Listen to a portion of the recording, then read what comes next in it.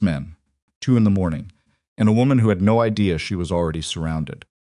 They moved like they'd done this before, quietly, deliberately, cutting off every exit around the glass tower while the city slept, and the parking garage cameras went dark one by one. Claire Donovan, 30 years old and worth more than most people could count, pressed her back against the elevator doors and realized her phone had no signal. Thought she was alone. She didn't know someone across the street was already watching. If this story grabs you, and it will hit subscribe right now, so you never miss what we put out next. Every week we bring you stories that will keep you up at night.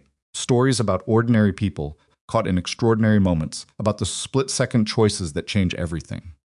Like this video, drop a comment, and tell me the city and country you're watching, from I want to know how far this story has traveled. Now let's begin. The clock on Ryan Mercer's dashboard read 2 a.m. when he made the turn onto Hargrove Street and first saw the woman. He almost didn't stop. He was tired in the specific, bone-deep way that only single fathers understood, the kind of exhausted that lived somewhere behind your eyes and didn't go away with sleep anymore, just redistributed itself into a low, permanent hum. Lily had been running a fever since early afternoon. He'd spent most of the evening sitting on the edge of her bed, pressing a cool cloth to her forehead, reading the same 3 pages of her library book over and over, because she kept drifting off and asking him to start again. She was 8. When she was sick, she wanted her dad, and Ryan had learned a long time ago that being wanted was not something you took for granted. The pharmacy on Kellner Avenue was the only one open past midnight in this part of the city. He'd driven 22 minutes each way for a bottle of children's fever reducer and a box of the orange-flavored throat lozenges Lily refused to take unless they were exactly that flavor. He had them in a paper bag on the passenger seat. He was 4 minutes from home. And then he saw the woman near the private entrance of Blackridge Tower, and something in his chest went very still. It was a subtle thing, the way he noticed it. Not a shout or a scream, nothing that dramatic. Just a woman moving wrong. Moving the way people moved when they were trying to get somewhere, and something was preventing them without quite touching them yet. She was dressed well. A dark blazer, heels that probably cost more than Ryan's monthly rent, her hair pulled back in a way that suggested she'd been at work for the last 16 hours and had stopped thinking about her appearance sometime around midnight.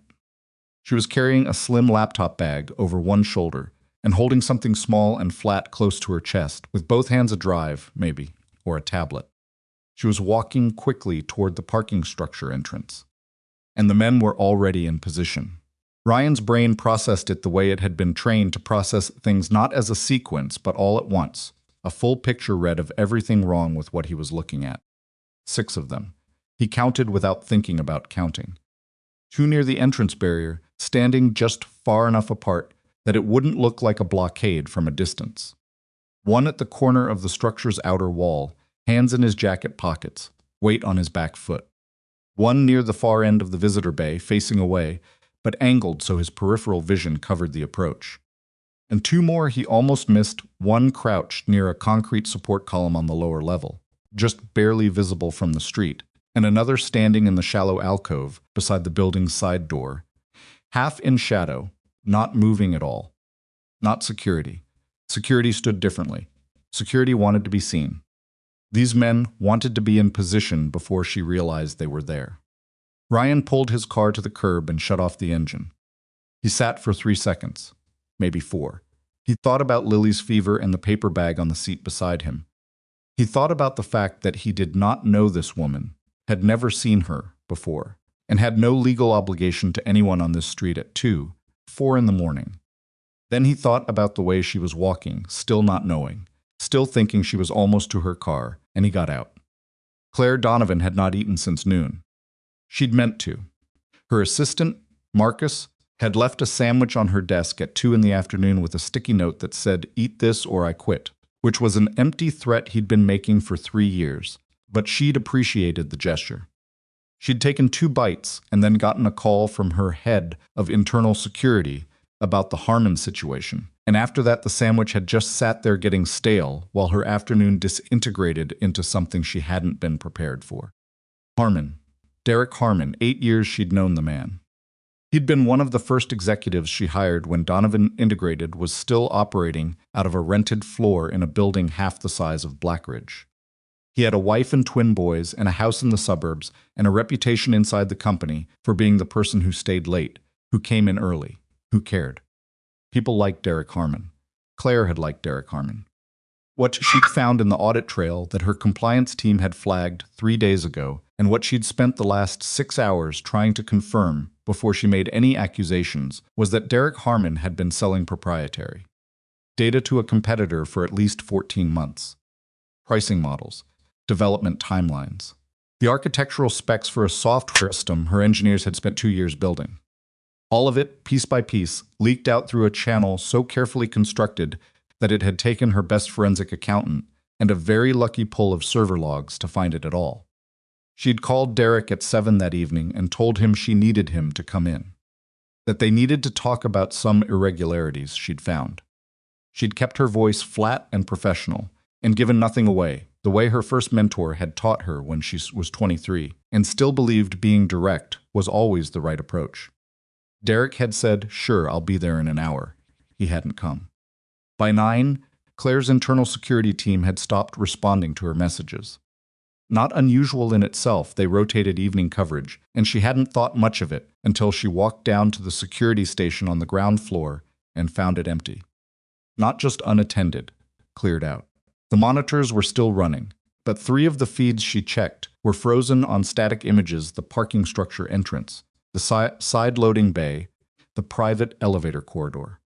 That was when she started feeling the particular chill that had nothing to do with the building's air conditioning.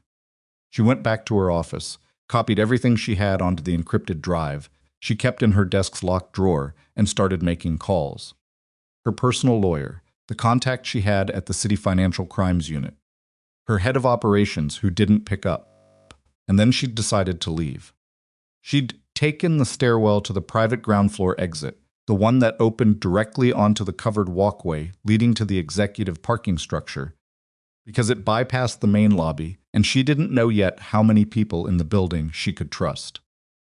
She pushed through the door into the night air, heard the sound of the city at 2 in the morning, sparse traffic, distant sirens, the low mechanical hum of the building's exterior ventilation, and started walking. She made it 11 steps before she understood something was wrong. It wasn't one thing. It was the aggregate of small things: the man near the barrier, who turned toward her a half-second too quickly. Stillness of the figure at the far end of the parking bay. The absence of the one car that was usually there. Her head of security's company vehicle, which should have been parked exactly there at exactly this hour. She stopped walking. She looked back toward the building door she'd just come through, and the man she hadn't seen, the one in the alcove, stepped out of the shadow just enough to communicate that the exit was no longer available. 6, she counted. She was good at numbers. It was kind of her whole thing. 6 men and 1 woman and a parking structure that had no working cameras and walls thick enough that screaming would be a purely personal experience. She gripped the encrypted drive tighter against her chest. Ms. Donovan. The voice came from the man closest to the barrier. He was big, mid-40s, with a calm in his face that was more frightening than anger would have been. "We'd like you to hand us the drive and your phone, and then you can go." "I don't think that's true," Claire said. Her voice came out steadier than she felt. She was proud of that, in a distant, semi-hysterical way. The man almost smiled. "You're smart enough to understand what's happening here." "I'm smart enough," she said carefully, "to know that you're not going to let me walk out of here regardless of what I give you." He didn't deny it. That was when the figure appeared at the parking structure entrance, not from inside, but from the street, walking toward them from the opposite direction, unhurried. Not running, not shouting, not doing anything that looked like a rescue. Just a man in a gray jacket, medium height, maybe 35 or 40, carrying nothing, hands relaxed at his sides, like he was cutting through a parking structure at 2 in the morning because it was a perfectly natural thing to do. The men near the barrier tracked him, adjusted their position slightly, kept walking. He got to within 15 feet of Claire and stopped. He looked at her, not at the men. "You okay?" he said. The simplest possible question. She almost laughed. "Not especially," she said. He nodded, like that was the answer he'd expected. Then he looked at the men, starting with the one closest to him and working outward in a slow, deliberate scan, like he was taking inventory. "There's still time to make a different decision," he said. His voice was even, not threatening, not scared, just even, the way a person's voice got when they had run the numbers and were simply communicating the result. The big man near the barrier looked at this stranger with the kind of contempt that came from having done this before and having it always go a certain way. "Do yourself a favor," he said. "Walk away. This doesn't involve you." "She's standing right here," the stranger said. "That makes it involve me."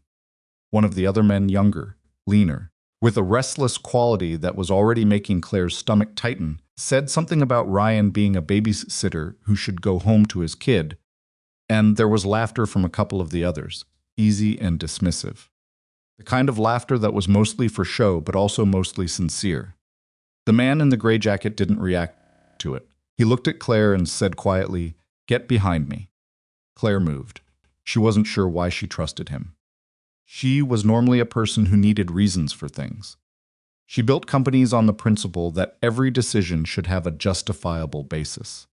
But something in the way he'd said it, not "get behind me" like a command, more like a simple statement of what the next step was, the same way he might tell her the nearest exit was to the left, made her move without thinking about it. She stepped behind his right shoulder. The young, restless man came first. He moved fast, covering the distance in a rush, leading with his right hand in a way that expected the stranger to back up or raise his arms defensively or do any of the things ordinary people did when confronted with someone coming at them hard and fast. Ryan Mercer did not back up. He moved, and that was the only word for it, because what he did happened so quickly and with so little visible effort that it barely registered as movement until the man was already on the ground. A redirect, a controlled application of the man's own momentum, a single precise point of leverage, and then the man was down and breathing but not getting up, and Ryan was already repositioning between Claire and the remaining 5. He hadn't raised his voice. He hadn't said anything at all. The second man came from the side, more cautiously, which told Ryan he was smarter than the first one, but not smart enough to understand that caution didn't change the fundamental problem, which was distance and angle, and the fact that Ryan had already mapped where all 5 of them were standing. It took a little longer, a few seconds, not many, and then there were 2 men on the ground and 3 still standing, and one of them had his hand inside his jacket, which changed the geometry of the situation significantly. "Don't," Ryan said. The word was quiet. It wasn't a threat, just information. The hand came out empty. The 3 men looked at each other. The big man near the barrier, the one who'd done the talking, was calculating something, and Ryan could see him doing it. Could something the specific moment when the math stopped working out the way it was supposed to. "This isn't finished," the big man said. "I know," Ryan said. And then, from somewhere above them, from inside the building, from some control point Ryan hadn't been able to see from the street, every light in the parking structure went out at once. The emergency strips kicked in 2 seconds later, bathing everything in flat red. Alarms began to cycle through the building's exterior speakers. And in the sudden confusion of red light and alarm noise, Claire grabbed Ryan's arm without thinking about it, and Ryan said, close to her ear, "Stay with me." And they moved. Behind them, in the direction of the building's security annex, a door opened and closed. Someone was inside, and whatever they were going to do in there, they'd already started. The maintenance corridor smelled like machine oil and old concrete, and Claire's heels were not designed for running on grated metal flooring. She found this out in the first 20 seconds. The left heel caught a gap in the grating on the second turn, and she stumbled hard enough that her shoulder hit the wall, and the laptop bag swung forward and cracked against the pipe running at waist height. Ryan caught her arm before she went down, not gently, not with any particular ceremony, just a firm grip that stopped her from hitting the floor, and then released the moment she had her feet under her again. "You okay?" he said. Same question as before. "My heel broke," she said. "Take them off." She looked at him. "Both of them," he said. "Right now. The floor's going to get worse." She pulled off both shoes and held them in her free hand because she wasn't about to leave a $200 pair of heels in a maintenance corridor, which she understood was probably not the most rational priority, given that 6 men had just tried to trap her in a parking garage. but her brain was doing the thing it did under extreme stress, which was fixate on small, manageable facts because the large, unmanageable ones were too big to process while moving. The concrete was cold through her stockings. She kept moving. Ryan was ahead of her by half a step, and she noticed he moved through the corridor differently than she would have expected, not rushing, not reckless, but with a kind of deliberate efficiency that ate up distance without looking like effort. He checked each intersection before he moved through it, kept his body angled so he could see what was behind them without fully turning around. He did all of this without commentary, without the performative alertness of someone trying to look capable. He was just doing it, the way a person drove a car without thinking about the individual mechanics of shifting gears. "Where does this lead?" she asked. "Building services exit on the north side," he said. "If the layout matches the construction records." "You looked up the construction records for Blackridge Tower?" "I looked it up 2 minutes ago on my phone while you were taking your shoes off." "Process that. You carry building schematics in your pocket." "I carry a phone with a search engine," he said. "Same difference." It was such a mundane thing to say in such a completely non-mundane situation that Claire almost laughed, and the almost law came out as something closer to a short, sharp exhale that might have been the beginning of tears if she'd let it be. She didn't let it be. She'd spent too many years in rooms full of people waiting for her to crack to start now. "There's someone inside the building," she said, "in the security annex." "I know. They cut the cameras before they moved on me outside." "That means this was planned. That means they knew my security team's rotation. They knew which cameras covered which angles. They knew—" She stopped. Reorganized. They knew things that only people with inside access would know. "I figured," Ryan said. "You figured," she repeated. 6 men in formation at 2 in the morning don't show up without a blueprint," he said. Someone gave them one. He stopped at a junction in the corridor 3 directions, a junction box on the wall to the left, a stenciled sign above the middle passage that read Level B Server Infrastructure in faded yellow paint. He looked at the sign for a moment. Then he looked at Claire. "The server floor," he said. "Is that where they're going?" Claire's stomach dropped in a way that had nothing to do with fear for herself. "Yes," she said. "That's where they're going." She told him while they moved, because there wasn't time to do it any other way, and she'd already decided somewhere between the parking garage and the second turn in this corridor that she was going to trust this man, at least for the next 30 minutes, because the alternative was to trust no one. And that particular strategy had already landed her in a parking garage surrounded by 6 people who wanted to make her disappear.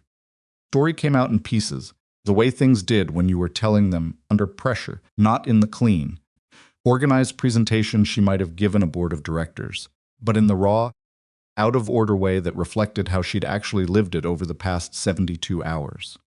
Derek Harmon had started at Donovan Integrated 7 years ago, not 8. She'd gotten that wrong before.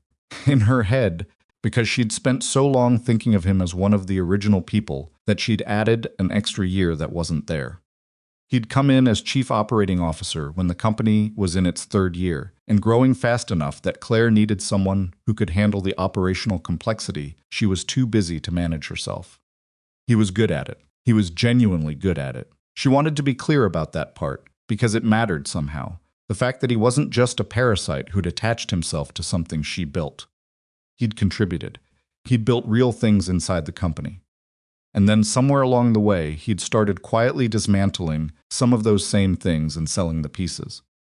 The competitor was a firm called Vexar Solutions, newer, aggressive, with a funding structure that had always seemed slightly mysterious relative to what they publicly disclosed.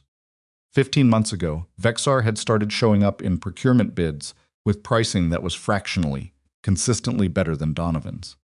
Not enough to raise immediate flags, enough to cost them contracts.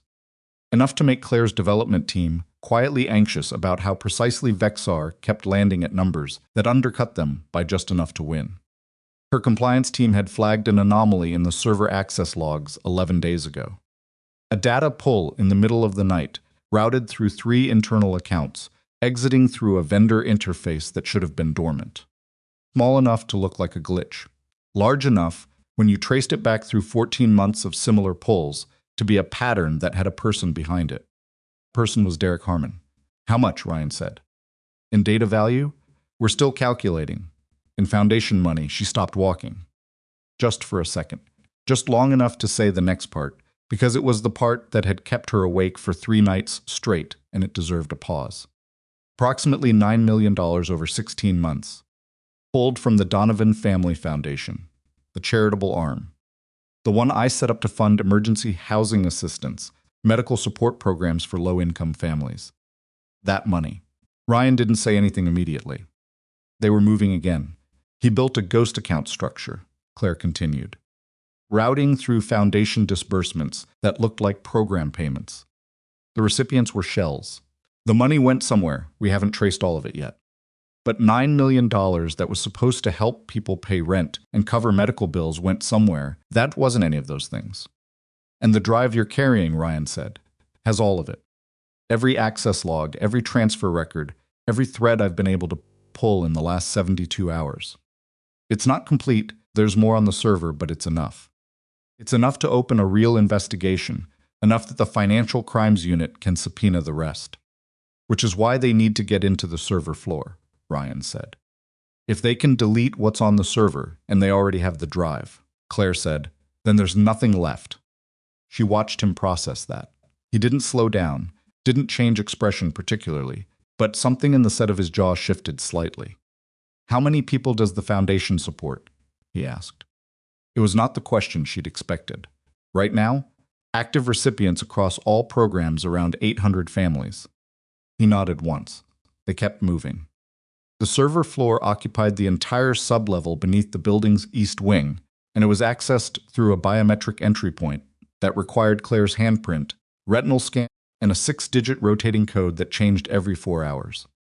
It was, her head of infrastructure had told her when they'd installed it 18 months ago, the most secure server access protocol in any privately held building in the district.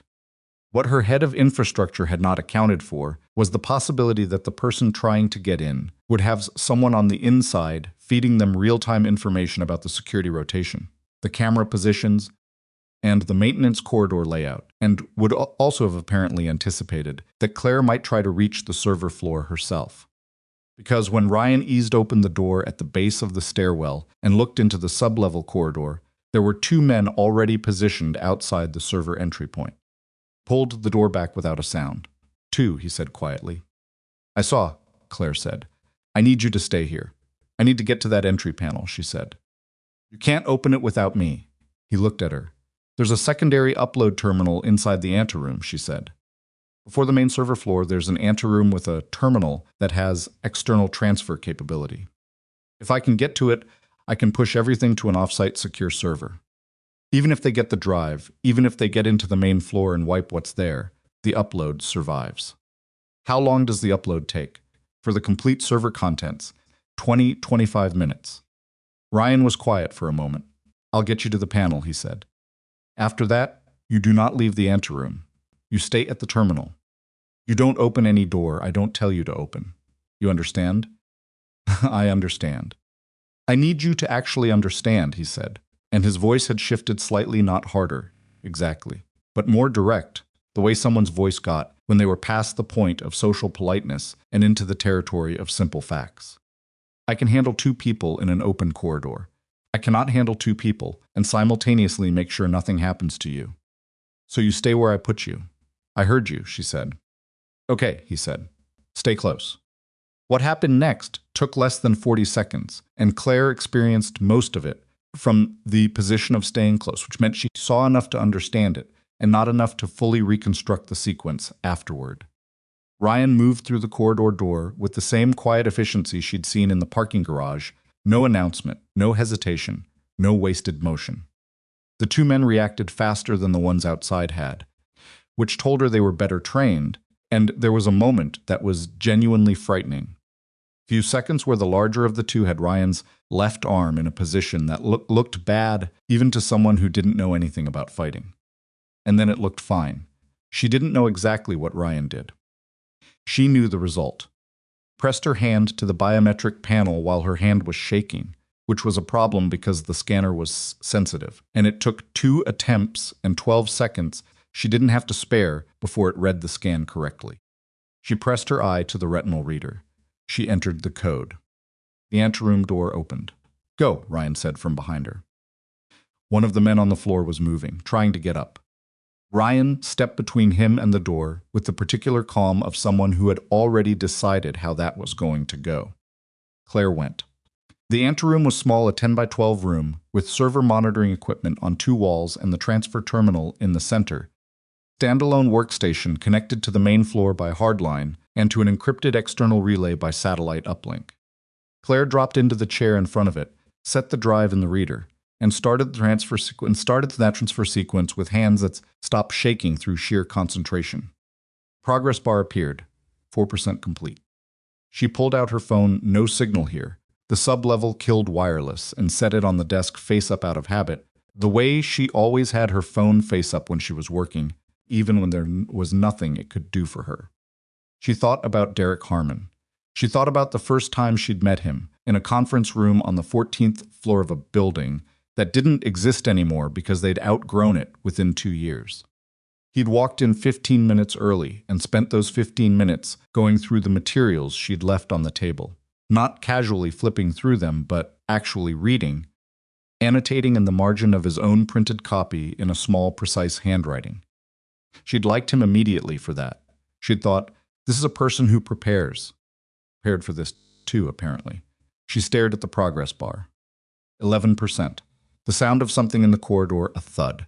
A brief scuffle filtered through the anteroom door. Then quiet again. The door opened. Ryan came in, closed it behind him, and leaned against it. He had a cut on his right cheekbone that hadn't been there before. Not deep, but raw-looking, the kind that would color up into something ugly by morning. He noticed her looking at it. "I'm fine," he said. "I didn't say anything." "You had a face," he said. "I always have a face," she said. "It's my face." Something shifted in his expression, not quite a smile, but adjacent to one. He looked at the progress bar. "How long?" "Maybe 15 minutes," she said. "If nothing interrupts the relay." He nodded and settled into the lean against the door, and they existed in that strange suspended state that extreme situations sometimes produced 2 people who had met 45 minutes ago in a parking garage, sitting in a basement server room while an upload bar moved in small increments and the building above them was doing whatever it was doing, waiting. After a while, Claire said, "You never told me your name." "Ryan," he said. "Claire," she said, even though he obviously knew who she was. He dipped his head slightly, like an acknowledgement. "What were you doing on Hargrove Street at 2 in the morning?" she asked. "Picking up medicine," he said. "For yourself?" "My daughter. She had a fever." Claire looked at him. "You left a sick child at home to—" "She's 8, he said. "She's asleep. The medicine's in the car." A pause. "She's fine. You don't know that." "I know she's 8 and has a mild fever and is asleep," he said. And something in the way he said it communicated that this particular line of concern, while he understood it, was not one he was going to follow into anxiety right now. "I'll be home before she wakes up." Claire turned back to the screen.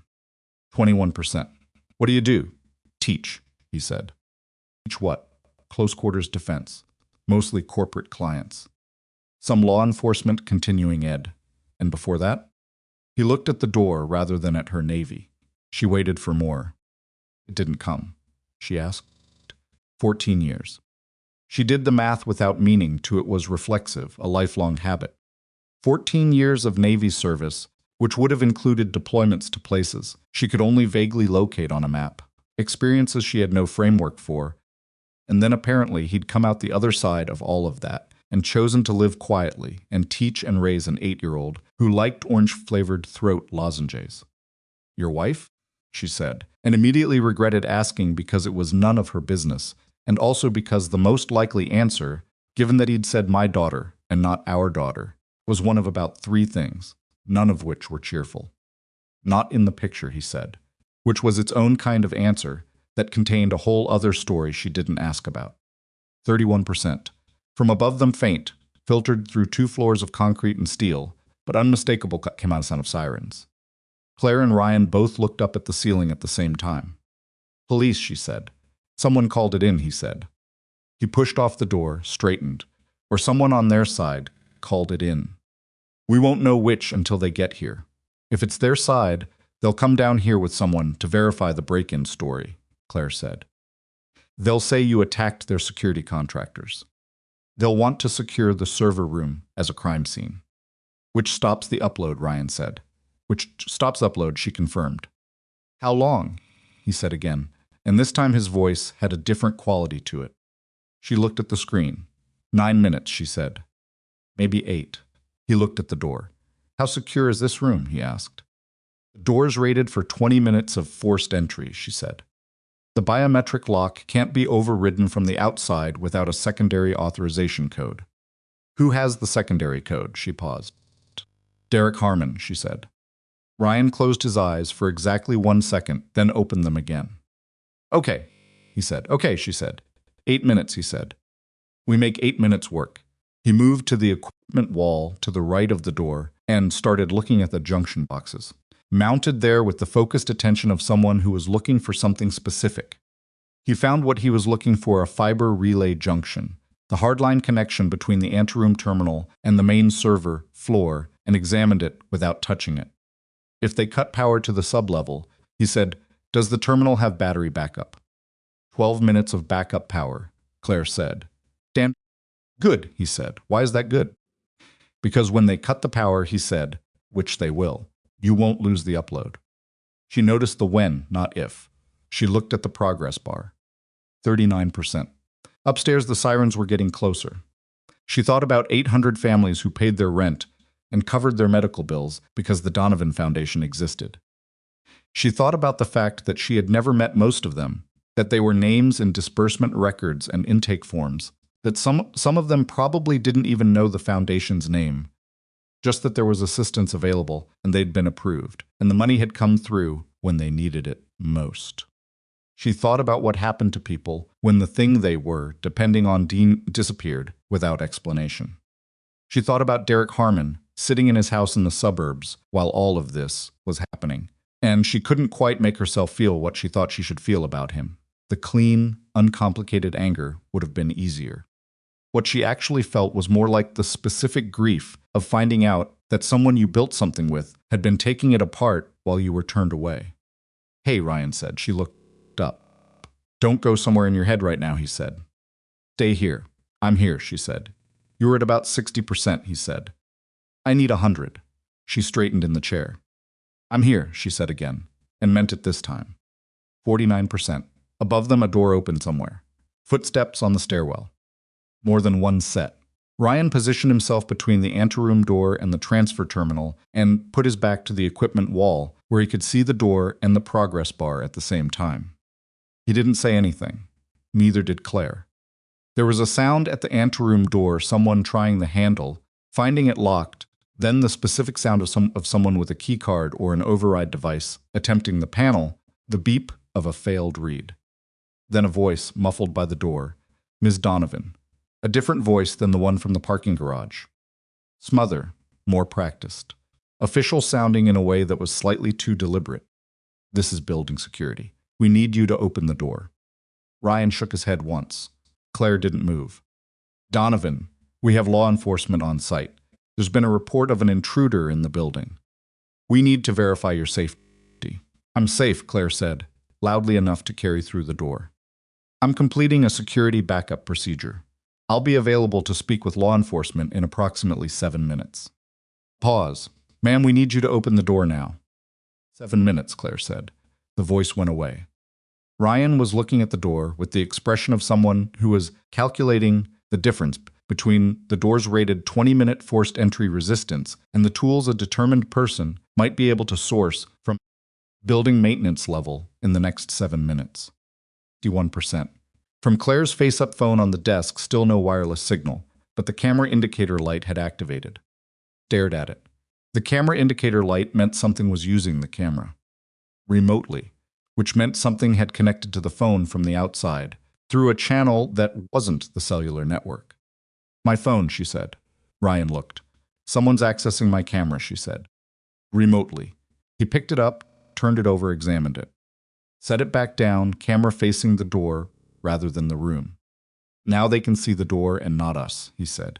How does that help? It might not, he said honestly. But it means whatever they're recording, they're not recording you uploading anything. 74%. The lights went out. The emergency strips dim, red adjacent. Same flat color she'd seen in the parking garage activated 8 seconds later. Terminal screen stayed lit, running on backup power. The progress bar was still moving. 81%. A sound at the door, not the handle this time. Something mechanical applied to the lower edge of the door frame. Ryan moved away from the wall. How much longer, he said. 3 minutes, she said. Maybe less. It's going to be less than that, he said, looking at the door. I know, she said. She watched the bar. 87%. The door held. 91%. There was a crack in the frame now. She could see it in the emergency lighting. A thin separation at the lower left corner where the pressure was being applied. The biometric lock was holding, but the frame itself was starting to give, and that was a different problem than she'd been calculating. 94%. Ryan was standing directly in front of the door, and Claire understood that this was not a metaphor. He was going to be the last line between whatever was about to come through that door and the 4 remaining percentage points on the screen behind him. And he was doing it with the same unbothered composure he'd had in the parking garage, which she was starting to understand was not indifference, but something else, the particular stillness of a person who had made the decision and was done negotiating with themselves about it. 97%. The lower left corner of the door moved inward 2 inches. 98%. A voice on the other side of the door, not smooth and official anymore, just flat and direct, said, "Stand back." Ryan did not stand back. 99%. The screen made a sound, a soft chime, not dramatic, the same sound any file transfer made when it completed successfully. A green indicator appeared above the progress bar. Transfer complete. All files secured to external relay. Claire pressed her palms flat on the desk. Exhaled. Done, she said. Ryan turned his head toward her for just a second. Good, he said. The door came open, and standing behind the 2 men with the hydraulic door tool and behind the uniformed officer who moved into the room first with his hand on his sidearm, was a third figure, a man in a dark overcoat with a lawyer's briefcase and the satisfied expression of someone who had arrived exactly where he'd planned to be. Not Derek Harmon, but someone Claire recognized. Someone who had been inside the building long before tonight, who had eaten at the same conference table and sat in the same quarterly reviews and shaken her hand at every company event for the last 4 years. Someone who, until approximately 45 minutes ago, she would have trusted completely. She looked at him across the small emergency-lit room, and she understood the way you sometimes understood things, not through deduction, but through the particular quality of a person's expression when they believed they had already won, that the problem was significantly larger than Derek Harmon. The uniformed officer was saying something about the intruder, gesturing toward Ryan, and the man in the overcoat was already on his phone, and 2 more men were coming through the door behind the first 2, and the room was suddenly very crowded and very loud, and Claire was standing up from the terminal with her hands visible because Ryan had quietly said, "Hands up, both of us, right now," which was the kind of instruction she was increasingly inclined to follow. But the encrypted drive was still in the terminal reader, and the upload was complete. And somewhere in a secure external server that none of the people currently filling this room had the access codes to reach, every file that Derek Harmon and whoever he was working with had spent 14 months trying to bury was sitting intact, time-stamped, and waiting. The man in the overcoat looked at her with his phone still at his ear. She looked back at him. She didn't smile. She wasn't built for that kind of theatrical moment. But she held his gaze for long enough that he understood she wasn't afraid of him, and that whatever he thought had just happened in this room, it had not gone the way it was supposed to go. The officer was telling Ryan to keep his hands where he could see them. Ryan complied without comment, and Claire stood in the emergency-lit anteroom with cold concrete under her stockinged feet and a broken heel in her left hand, and thought about 800 families, and thought about the fact that the data was safe, and thought about the quiet man with the cut on his cheekbone who had stepped between her and 6 people in a parking garage, because he'd happened to be driving home with medicine for his daughter. Stairs. Somewhere more sirens were arriving. The night was far from over. Police station on Meridian Avenue had the particular smell of every police station Ryan had ever been inside: burnt coffee, industrial floor cleaner, and the vaguely metallic undertone of a building that processed too many difficult situations to ever fully air out.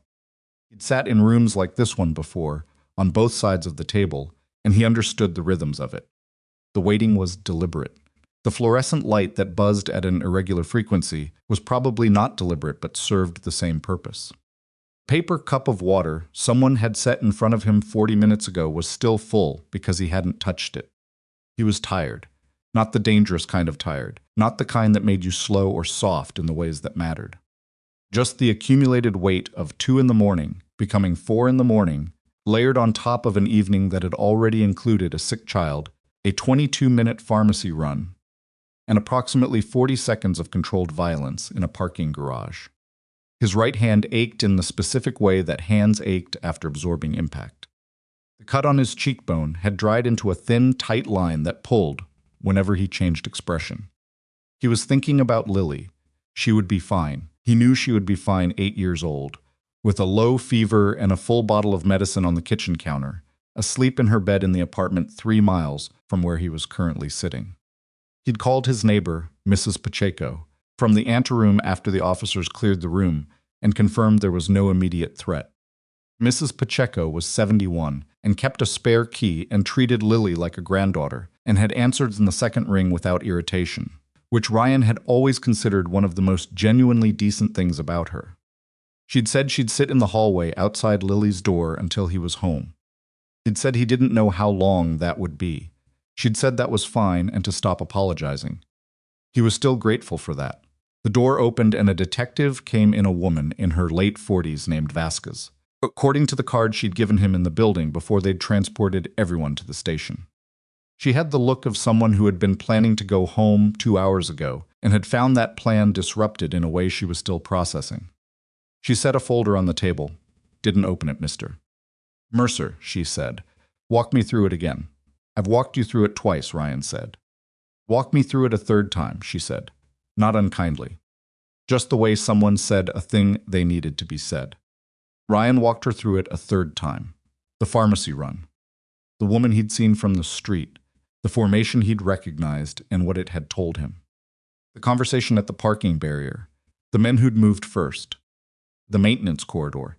The server room. All of it in the same order and with the same details as the first 2 times, because he was telling the truth, and telling the truth didn't require variation. Vasquez listened, made a note once early on and then just listened. When he finished, she looked at the folder without opening it. "The men who are currently in our processing system," she said, "work for a private security contractor called Meridian Shield Solutions. On paper, they were hired to provide after-hours security for Black Ridge Tower." "On paper," Ryan said. "The contract is real," she said. "It was filed 6 weeks ago. The company that hired them is a subsidiary that traces back to Donovan Integrated's property management arm." Ryan was quiet for a moment, which means someone inside Donovan Integrated hired men to corner their own CEO. "That's one interpretation," Vasquez said. "What's the other one?" She opened the folder, slid a photograph across the table. A man in a dark overcoat, taken from a security camera somewhere, the image slightly grainy and time-stamped from 2 weeks prior. "Do you recognize this man?" she said. Ryan looked at the photograph. "He was in the server room tonight. He came in after the officers." "His name is Graham Pell," Vasquez said. "He's the chief legal officer of Donovan Integrated. Has been for 4 years. She paused. "He's also the one who filed the complaint against you tonight. Assault on private security contractors in the performance of their duties." Ryan looked at the photograph. "That's interesting," he said. "He has a lot of documentation," Vasquez said. "Incident reports, access logs, a statement from 3 of the men in the garage that you attacked them without provocation." Another pause. He had all of it prepared before he arrived at the station, which is unusual. "Prepared before," Ryan said. 40 minutes before the call came in. The fluorescent light buzzed. "Ms. Donovan's account," Ryan said. "What does she say?" "Ms. Donovan is being interviewed separately," Vasquez said. "I know. I'm asking what she says." Vasquez looked at him for a moment, in the way people looked at you when they were deciding how much to give. "She corroborates your account," she said. "Entirely. Every detail." "Then you have 2 people telling the same story independently," Ryan said. "I do," Vasquez said. "And I have 3 people plus a lawyer with prepared documentation telling a different one." She closed the folder. "Mr. Mercer, are you a former military Navy?" he said. 14 years. Special operations? He looked at the water cup. I'm a close combat instructor, he said. That's what I do now. She nodded, the nod of someone filing information. The men from the garage, 2 of them have injuries consistent with what you described. The injuries are also consistent with what Pell's documentation describes. The difference is who moved first. Yes, Ryan said. Without corroborating evidence of who moved first, she said carefully, we have a complicated situation. Ryan said nothing for a moment. Then there were cameras in that garage. The system was disabled, Vasquez said. The whole system? Apparently. Not the whole system, Ryan said. He leaned forward slightly. When I came in from the street, I had maybe 8 seconds before I moved toward her. I was parked at the north curb, under the streetlight at the Hargrove intersection. There's a traffic monitoring camera on that intersection. City infrastructure, not building infrastructure. It would have caught me arriving. It would have caught the position of the men before I got there. Vasquez looked at him, and there was a camera on the exterior east face of the building, he said. I saw the housing when I came through the side entrance. Small unit, older model mounted above the fire exit. Older enough that it might have been on a separate circuit from the building's main security system. She was already writing. He sat back. I'm not asking you to take my word for it, he said. I'm asking you to look at what's there before you decide the documentation Pell showed up with tells the whole story. I intend to, Vasquez said. She stood, picked up the folder. Stopped at the door. For what it's worth, she said, the men we processed. None of them had contractor IDs. All 6 had prior records, 3 of them for offenses that have nothing to do with security work. She looked at the folder in her hand. The documentation Pell filed is very thorough. Usually means someone had a lot of time to prepare it, Ryan said. Usually, she agreed. She left. Across the station, in an interview room that was slightly larger than Ryan's, but had the same buzzing light and the same flat institutional quality, Claire Donovan was sitting with her lawyer, not the personal lawyer she'd tried to call from the building, who was still unreachable, but a younger associate from the same firm who had shown up looking slightly panicked and had spent the first 10 minutes being less useful than Claire needed him to be. His name was Jonathan, and he was 29, and he kept trying to tell her not to answer questions without him reviewing them first. Jonathan, she said, for the second time, I need you to listen to me. Ms. Donovan, standard procedure in a situation like, I am going to answer Detective Vasquez's questions, Claire said, in the voice she used when a board member was heading in the wrong direction during a presentation, and she needed to redirect without embarrassing him. I am going to answer them completely and accurately, because I have done nothing wrong, and the man sitting in the other room has done nothing wrong. And the fastest way to make sure both of those facts become the official record is to establish them clearly and immediately. Okay? Jonathan opened his mouth. Okay, she said again. Okay, he said. Detective Vasquez had come and gone once through the full account, patient and thorough, and Claire had told her everything. The 72 hours of the audit, Derek Harmon, the compliance flag, the server logs, the 6 men in the garage, Ryan coming out of the street, the maintenance corridor, the anteroom and the upload and the 99% that had felt like the longest number she'd ever watched move. And Graham Pell. That part was harder, not because she was uncertain about it, but because it had a specific texture of betrayal that the Derek Harmon situation didn't quite have. Derek she'd liked and trusted and been wrong about. Graham she had trusted more absolutely. In a different way, he'd been involved in every significant legal decision she'd made in 4 years, had reviewed contracts and settlement structures and the Foundation's compliance documentation. Had sat in the room when she'd talked to the Financial Crimes Unit contact about other companies' fraud cases, which meant he'd known exactly what kind of paper trail would trigger an investigation and had presumably used that knowledge to make sure theirs was difficult to follow. 4 years. She was doing the thing she'd told herself not to do, sitting here turning it over and over like she couldn't put down. She was aware she was doing it. She couldn't fully stop. Jonathan was looking at his phone. The complaint Pell filed, Claire said. He looked up. Right, so the assault allegation against Mr. Mercer, it's serious, Ms. Donovan. Pell has documentation. How detailed is the documentation? Incident report, timestamp, 3 witness statements from the contractors. Prepared before he arrived at the station, Claire said. Jonathan paused. How would you know that? Because I know Graham Pell, she said. He doesn't respond to situations. He prepares for them. If he arrived with documentation, he prepared it in advance, which means he knew this was going to happen tonight, which means he was involved in setting it up, Jonathan said. And for the first time since he'd walked through the door, he looked like he was actually keeping up. Yes, Claire said. That's a significant allegation. It's not an allegation, she said. It's a logical inference from available facts, and there's a difference. She looked at the table. The upload completed.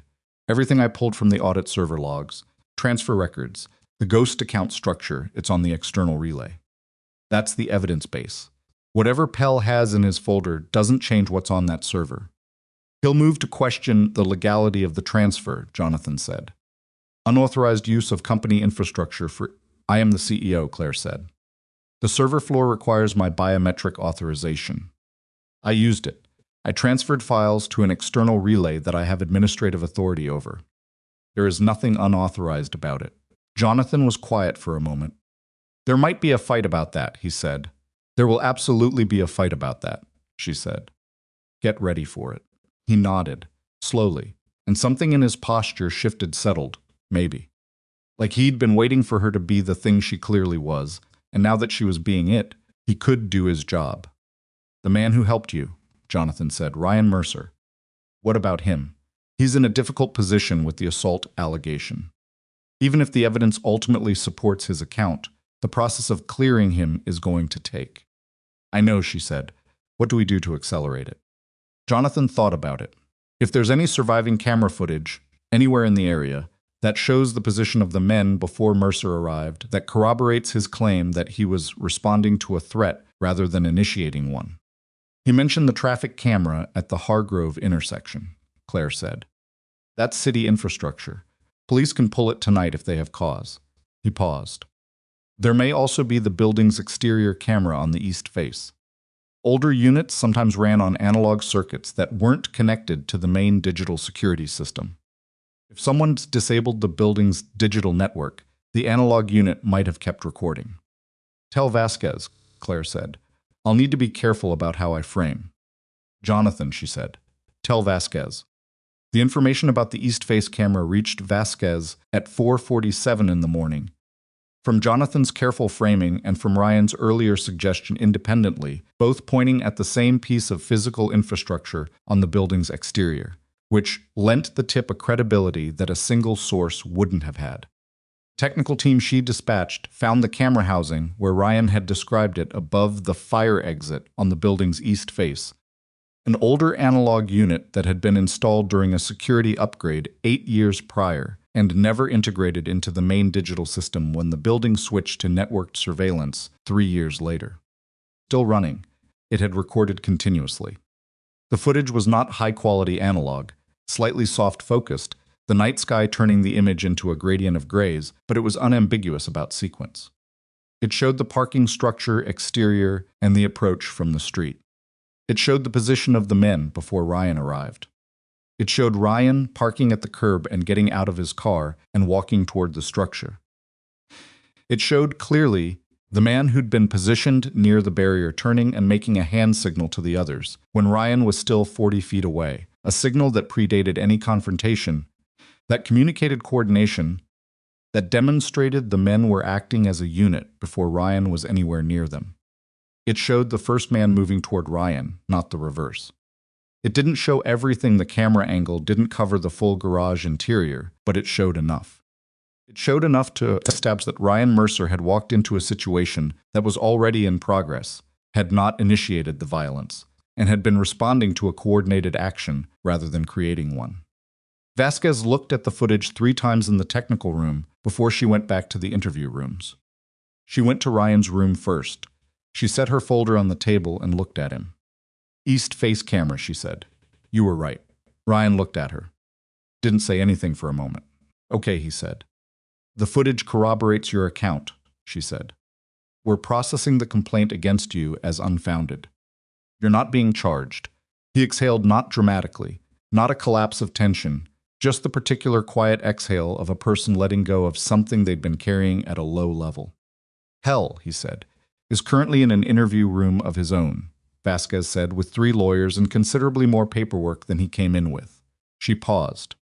He's not talking. But he will. The documentation he prepared in advance, Ryan said. It's been flagged, she said. The timestamps on the file metadata don't match the incident times. Someone created those documents before the incident was finished. She said it flatly, without emphasis, which was its own kind of emphasis. We're pulling the contractor records. The security company has other clients. Some of them are interesting. She slid a form across the table. Sign at the bottom, she said. Confirms you've been advised of the complaint and its disposition. He read it before he signed it. She waited without impatience. Ms. Donovan, he said, after he signed. She's still in there? Wrapping up, Vasquez said. She's fine. She's a brief pause. She's very composed for someone who spent 2 hours being chased around her own building. She had things to protect, Ryan said. Vasquez picked up the signed form. Most people, under that kind of pressure, protect themselves, she said. She protected a data upload. She looked at him. She talked about you. When I asked why she trusted you, she said she didn't know. Exactly. That there was something in how you moved toward the situation instead of away from it. Ryan didn't respond to that. You can wait in the main area, Vasquez said. Someone will bring your personal items. He stood. The chair scraped on the floor. The drive, he said. The encrypted drive from the anteroom terminal. Evidence, Vasquez said. For now.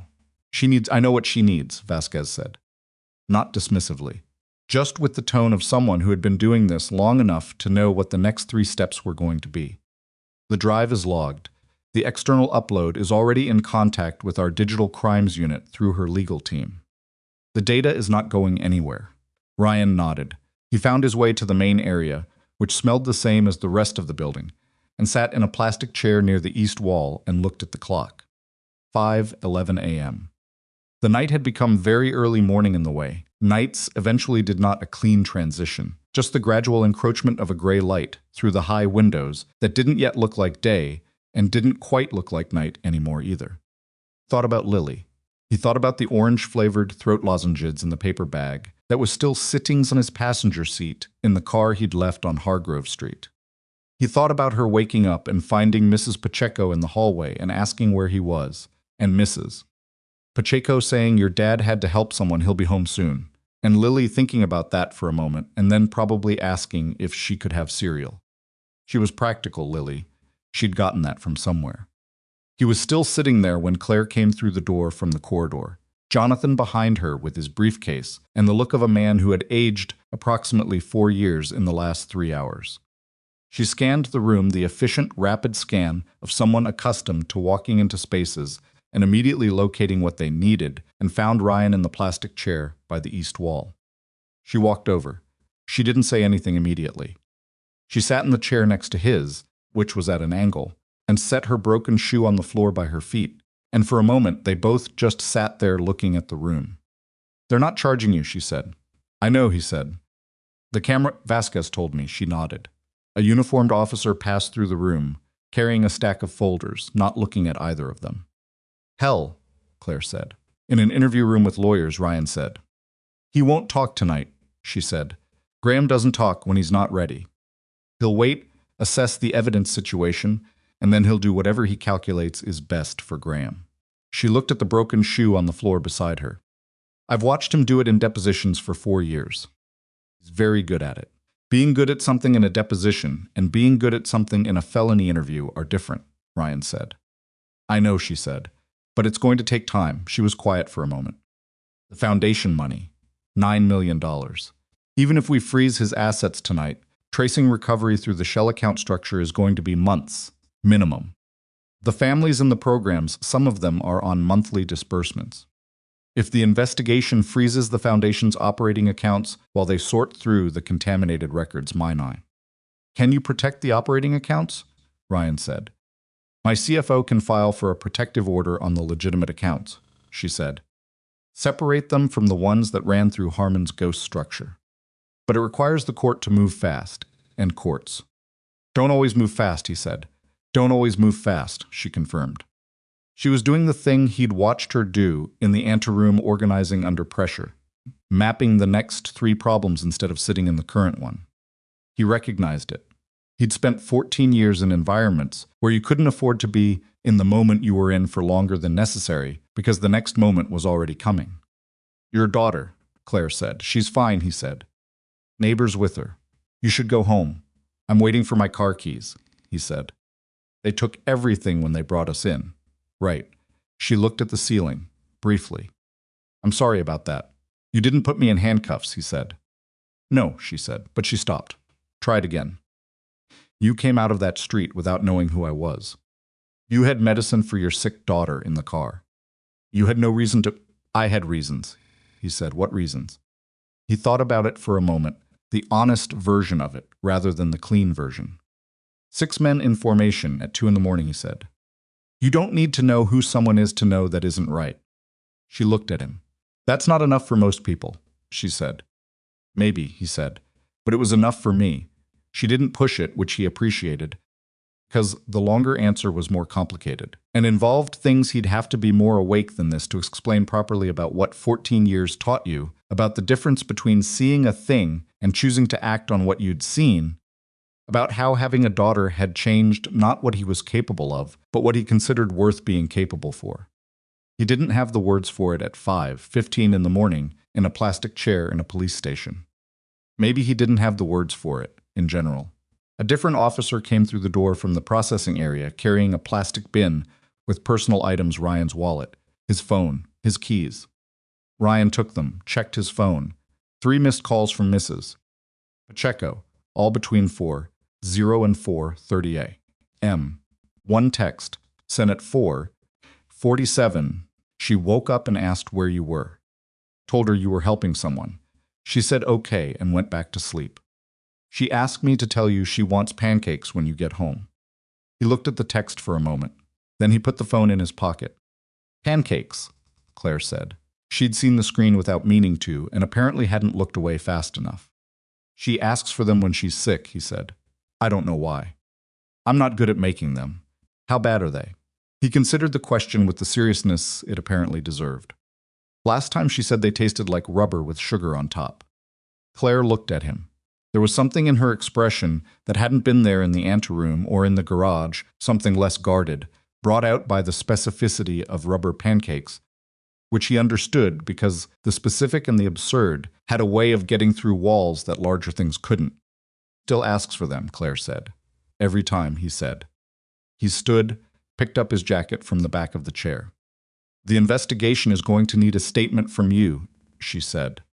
My legal team will be in contact. Within a few days. That's fine, he said. She stopped.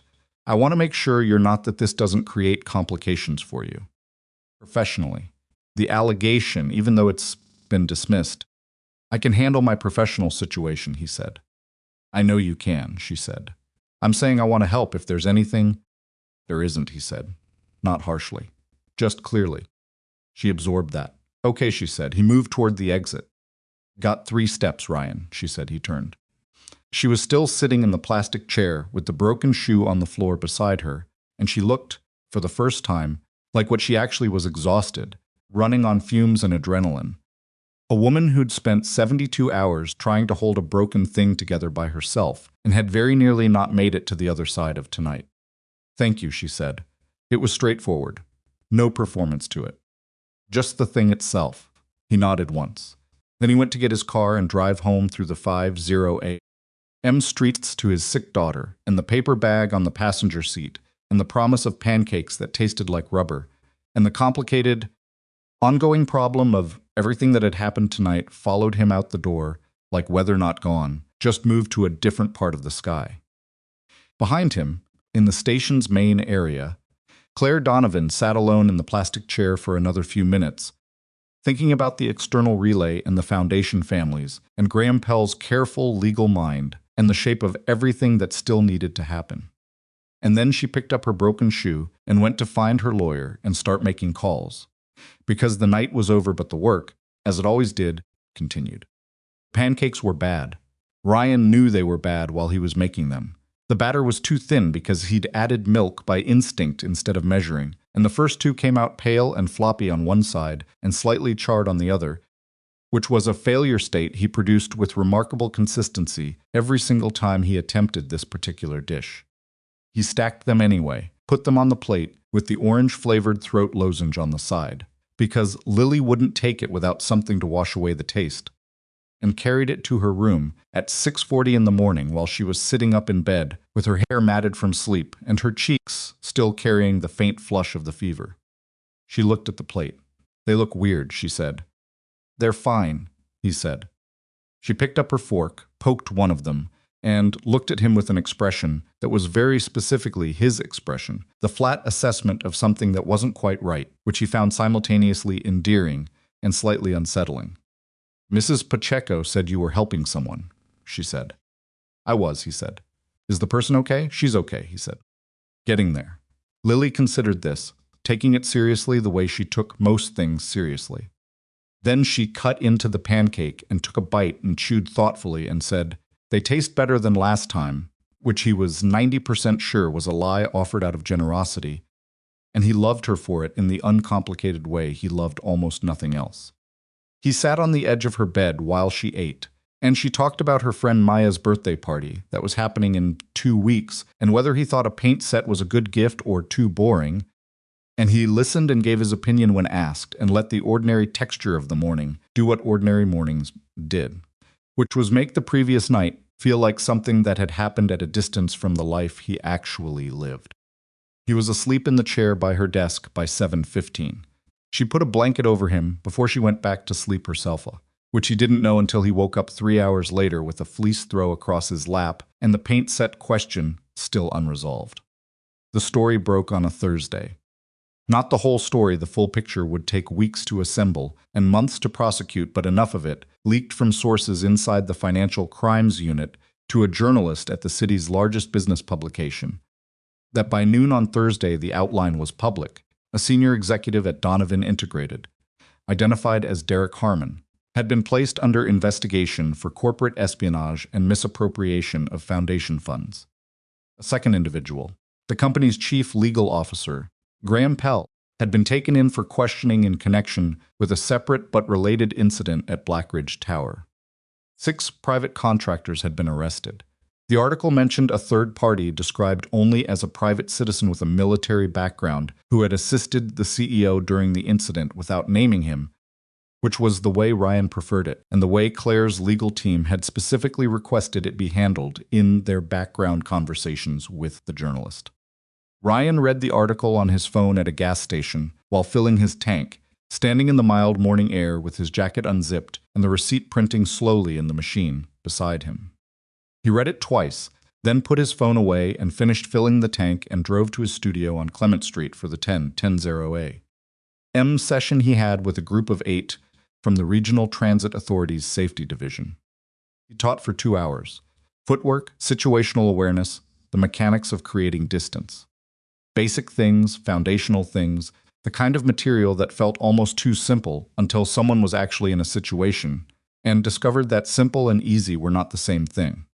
He'd been teaching long enough to know that most of his students would never be in a situation remotely like the one he'd been in 4 nights ago, and that the value of what he was teaching them wasn't primarily technical, intentional.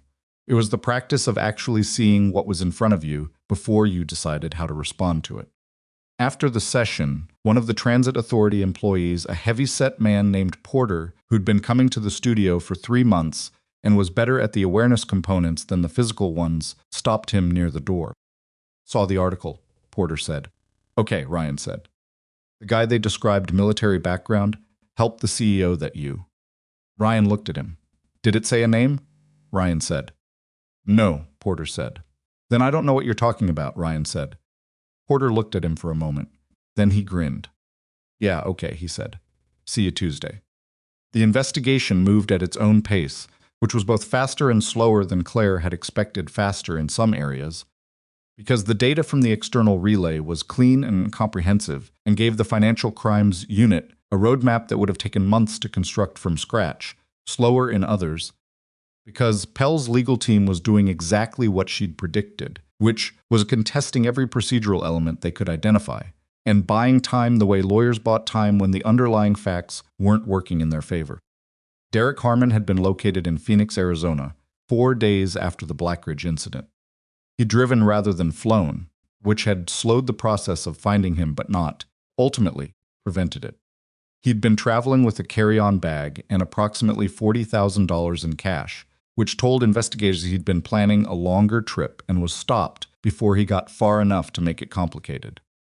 Claire was told about his arrest by her CFO, Marcus Trent, who delivered the information with the careful neutrality of someone who'd worked for her long enough to know she'd want the fact without the emotional framing around it. She was in her office when she got the news back in her office, back at her desk, which she'd returned to on the Monday after the incident because the alternative was sitting somewhere else thinking about all the things she should be doing at her desk. And that was not a productive use of anyone's time. The building's security system had been completely overhauled. New contractors, new protocols, new access logs that were independently monitored by a firm with no existing relationship to Donovan Integrated. She'd also authorized a full third-party audit of every vendor and contractor relationship in the company, which was expensive and disruptive and entirely necessary. Her executive assistant, a woman named Dana, who had been with her for 6 years and communicated primarily through a combination of efficient schedule and expressive eyebrow movement, placed a cup of actual good coffee on her desk when she arrived Monday morning with a sticky note that said, "We're glad you're back," which Claire had folded and put in her desk drawer because she wasn't going to throw it away. When Marcus told her about Harmon's arrest, she set down her coffee cup. "Okay," she said. "He's being extradited," Marcus said. "His lawyer is already talking cooperation. The U.S. Attorney's Office thinks he'll give up the full Vexar arrangement within a week." "The foundation accounts," she said. "Protective order is holding," Marcus said. "All active disbursements went out on schedule last week. None of the recipient families saw any interruption." She nodded. She looked at the window. Hargrove Street was visible from up here, if you knew where to look a sliver of it, between buildings, down at the street level where the parking structure entrance was. You couldn't see the specific spot where 6 men had been in formation at 2 in the morning. You couldn't see the intersection where Ryan's car had been parked under the streetlight, where the traffic camera had caught everything that mattered. "Graham," she said. Marcus's expression shifted slightly. Still not talking, but his legal team has been in 3 times this week, which usually means the math is changing, she said. "That's what the U.S. Attorney's Office thinks," Marcus said. Pell's situation was more complicated than Harmon's, not because what he'd done was ambiguous, but because what he'd done was layered. He hadn't taken foundation money directly. His role had been to construct the legal architecture that made the shell accounts plausible, to create the documentation that would have buried any investigation, and to authorize the private security contract that had put 6 men in a parking structure around Claire, on the night she was closest to exposing everything. The conspiracy charge was straightforward. The question was what else was underneath it, because Graham Pell, in 4 years of proximity to every significant legal decision Donovan Integrated had made, had touched a lot of things. The company's outside counsel was still mapping it. Claire was not fully in control of that process, which was one of the hardest things about the current situation. She was used to being the person who drove the pace of a problem. The legal and investigative machinery moved at its own speed, and her job right now was to give it everything it needed and then wait, which was not a thing she did naturally or well. She managed it by working. She managed it by focusing on the parts of the company she could actively stabilize, and the foundation programs she could directly protect, and the strategic planning she could advance for the next fiscal year. She worked 12-hour days, because 12-hour days were what the situation required, and also because they left less room for the particular kind of thinking that happened when she stopped working. The kind that circled back to the parking structure and the dark, and the moment she'd counted 6 men and understood what it meant. She called Ryan on a Wednesday, 11 days after the incident. She'd had his number since the police station he'd given it to the investigating team, who'd shared it with her legal team for statement coordination purposes, and she'd had it in her phone for 11 days and not used it, which she was aware said something she wasn't fully ready to examine. She told herself she was calling to update him on the investigation timeline, which was a legitimate reason, and was also not the only reason. He picked up on the third ring. Mercer, he said. It's Claire Donovan, she said, which was slightly absurd, given that she'd put her name in his contacts when she saved the number. But it came out anyway. A brief pause. I know, he said. How's the investigation? Moving, she said. Harmon's in custody in Phoenix. Pell's lawyers are meeting with the U.S. Attorney's Office. She paused. I wanted you to hear it directly. I appreciate that, he said. The statement coordination, Jonathan said you were very thorough. Told them what happened, he said. That's all that needs to be thorough. She smiled slightly, alone in her office. How's your daughter? Better, he said. Fever broke 2 days after. She went back to school Monday. Good, she said. That's good. A pause. The kind of pause that existed when two people had run through the available practical topics and were sitting with whatever came next. I've been thinking about what you said, Claire said. At the police station. About why you came out of that street. You don't need to. I know I don't need to, she said. I've been thinking about it anyway. Another pause. You said you didn't need to know who someone was to know that 6 men in formation wasn't right. I've been thinking about what it means to see a situation that clearly. She searched for the right word. Without the filters that most people apply. The ones that tell you it's not your problem, or you don't have enough information, or someone else will handle it. Those filters are usually reasonable, he said. Most of the time they're right. I know, she said, but that night they weren't. No, he said, that night they weren't. Another pause. Would you be willing to meet? She said. Not about the case. Not officially. I have something I want to talk through, a project idea that came out of all of this, and I'd value your perspective on it. She heard him on the other end of the line, not saying anything, and she understood that he was deciding something, not being evasive, just actually deciding, in the deliberate way he appeared to do most things. Coffee, he said. Not a lunch thing. I have a session at 1. Coffee, she said. Whenever works for you. Friday, he said. 9:30. There's a place on Clement Street near my studio. I'll send you the address. Okay, she said. Okay, he said. She hung up and looked at the city through the window, the sliver of Hargrove Street between buildings, and thought that 11 days was a surprisingly short time for the world to look as different as it currently did. The coffee place on Clement Street was called Dormers, and it had been there since before Ryan moved into the neighborhood, which meant it had been there a long time. The furniture didn't match. The menu was handwritten on a chalkboard that hadn't changed in the 5 years Ryan had been coming here, and the espresso was excellent, which was all he'd ever needed from a coffee place.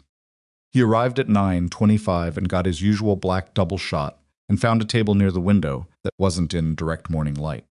Claire arrived at 9:31. She looked different from the woman in the parking garage and the woman in the police station, which was obvious because those circumstances were extreme and this one was not, but it was more specific than that. She was in clothes that were still clearly expensive, but more quietly, so dark trousers, a gray sweater, her hair down instead of pulled back. She looked like a person rather than a position, which he understood was not a fair distinction, since she'd looked like a person in the parking garage, too, just one who was in immediate danger and managing it on no food and very little sleep. She ordered at the counter and came to the table with a flat white and sat down across from him. Nice neighborhood, she said. It works, he said. She wrapped her hands around the cup, looked at the chalkboard menu for a moment. Project, she said. I've been thinking about it since the night in the building, but more concretely in the last week. She paused, the pause of someone who had organized their thoughts and was choosing where to start. What happened to me that night wasn't random. The men in the garage were trained. Pell's preparation was meticulous, but the reason it almost worked wasn't the preparation, it was the gap. The gap between when something starts being wrong and when someone with the ability to respond becomes aware of it. Ryan said nothing. Listening. You closed that gap, she said. Not because you happened to be there, plenty of people drove past that street that night. Because you knew what you were looking at when you saw it. Because you had a framework for recognizing danger that most people don't have, and you acted on it before the situation was irreversible. I got lucky with the timing, he said. Maybe, she said. But luck doesn't account for what you did with the timing once you had it. She leaned forward slightly. I want to create a community safety initiative.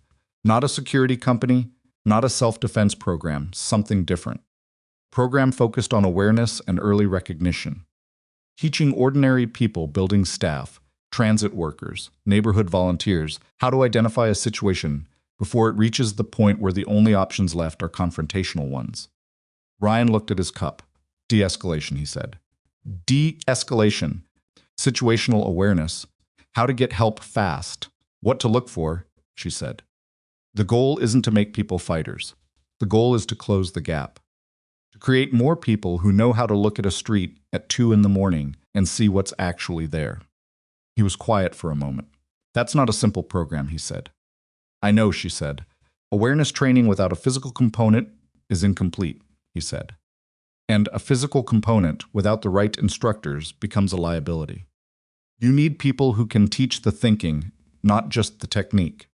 Why I'm talking to you, she said. He looked at her. I'm not looking for you to run it, she said quickly. I'm looking for you to help design it, the curriculum, what the teaching priorities should be, what the realistic outcomes are for people who aren't going to train for years. She paused. I can fund the infrastructure and the organizational side. What I don't have is the expertise to build something that would actually work in the field. Ryan turned his cup in his hands. A habit she'd noticed he did it when he was thinking, small physical thing that accompanied the internal one. You'd need community partnerships, he said. Transit authority, building management associations, neighborhood organizations. Otherwise, you're training people in isolation from the contexts where they'd actually use it. I've already had 3 preliminary conversations, she said. The Transit Authority is interested. 2 neighborhood improvement organizations have asked for a proposal. He looked up. You've been busy, he said. I had 11 days, she said.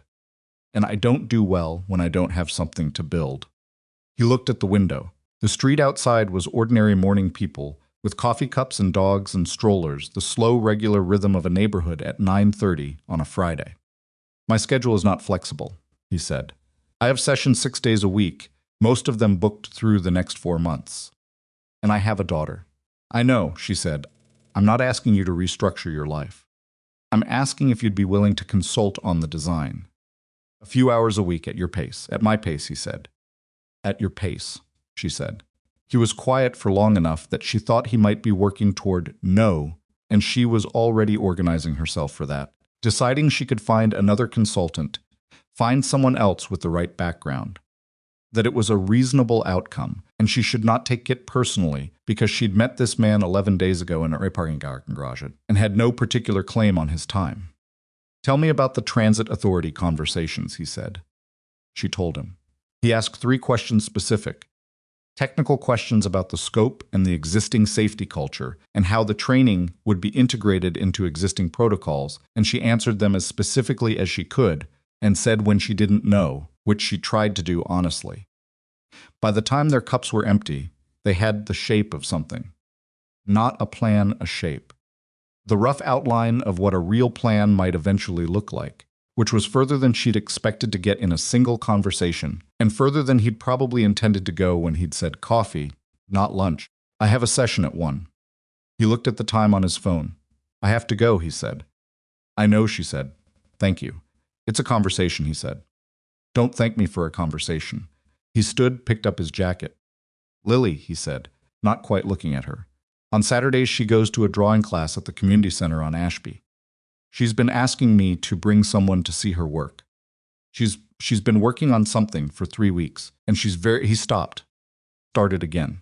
She's very particular about it, and she seems to think it's ready, and he paused. I'm the only person who's seen it so far, and I think she's looking for a second opinion from someone who isn't her dad. Claire looked at him. I don't know anything about children's art, she said. She doesn't need expertise, he said.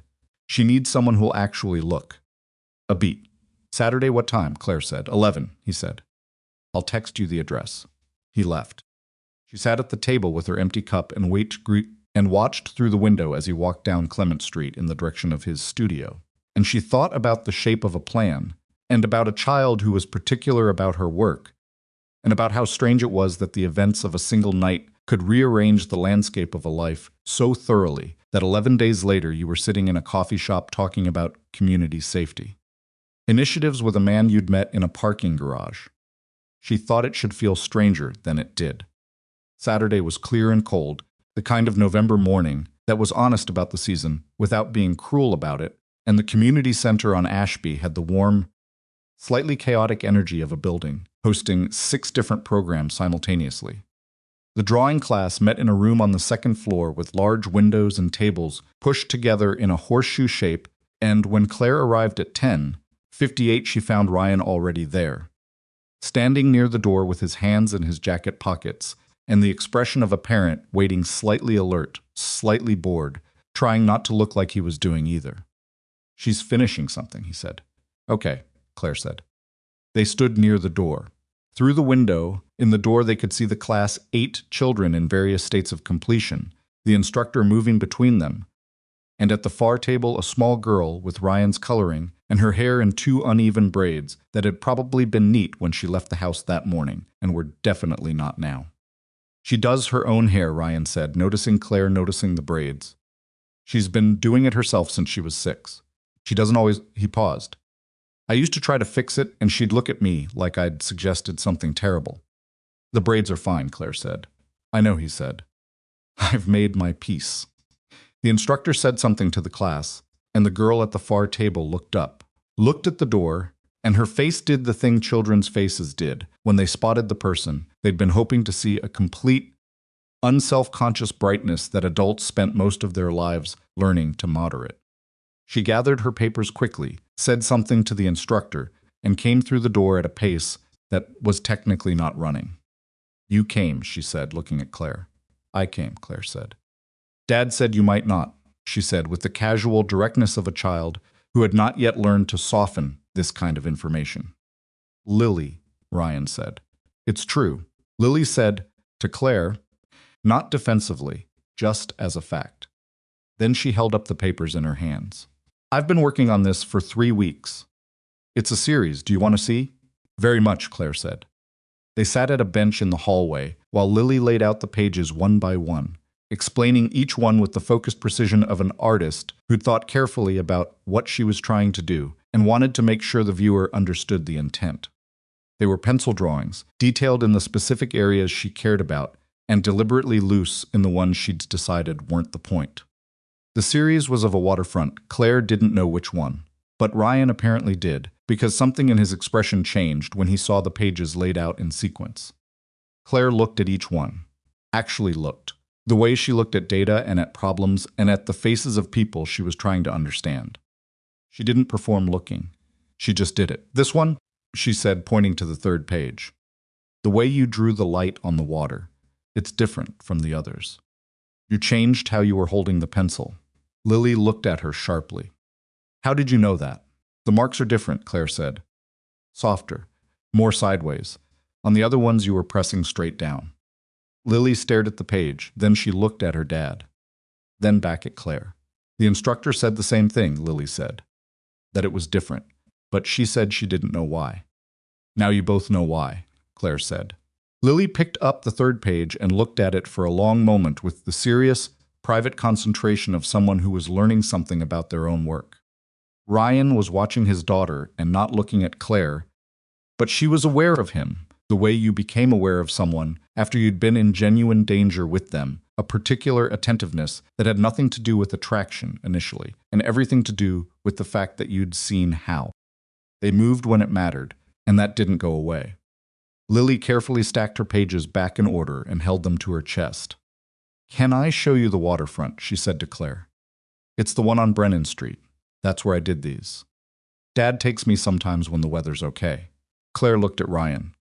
He shrugged slightly, which she was beginning to understand meant your call, but I'm not opposed. "Sure," Claire said. "Let's go see it." The Brennan Street waterfront was 20 minutes away, and not particularly famous, a stretch of public walkway along the eastern edge of the harbor, used primarily by people who lived nearby and didn't need a famous view to appreciate a view. On a Saturday morning in November, it was mostly empty. The water was gray-green and honest about it, and the city skyline from this angle was not postcard perfect, but was real in the way that suited the day. Lily walked between them for the first part, then ahead of them in the way children moved when they were comfortable not running off, just slightly faster, pausing at the things that interested her and waiting for the adults to catch up. Ryan and Claire walked at the same pace without coordinating it, a foot and a half apart, the way people walked when they were not quite sure what the walk was, but had agreed to it anyway. "She's perceptive," Claire said, watching Lily crouch down to look at something on the walkway. "Dangerously," Ryan said. "She noticed you looking at the drawings when she laid them out," Claire said. "Third page especially." He was quiet for a moment. "That's the spot where we stand when we come here," he said. She drew the angle exactly right. Claire looked at the water. After her mother left, Ryan said and stopped. Started again differently.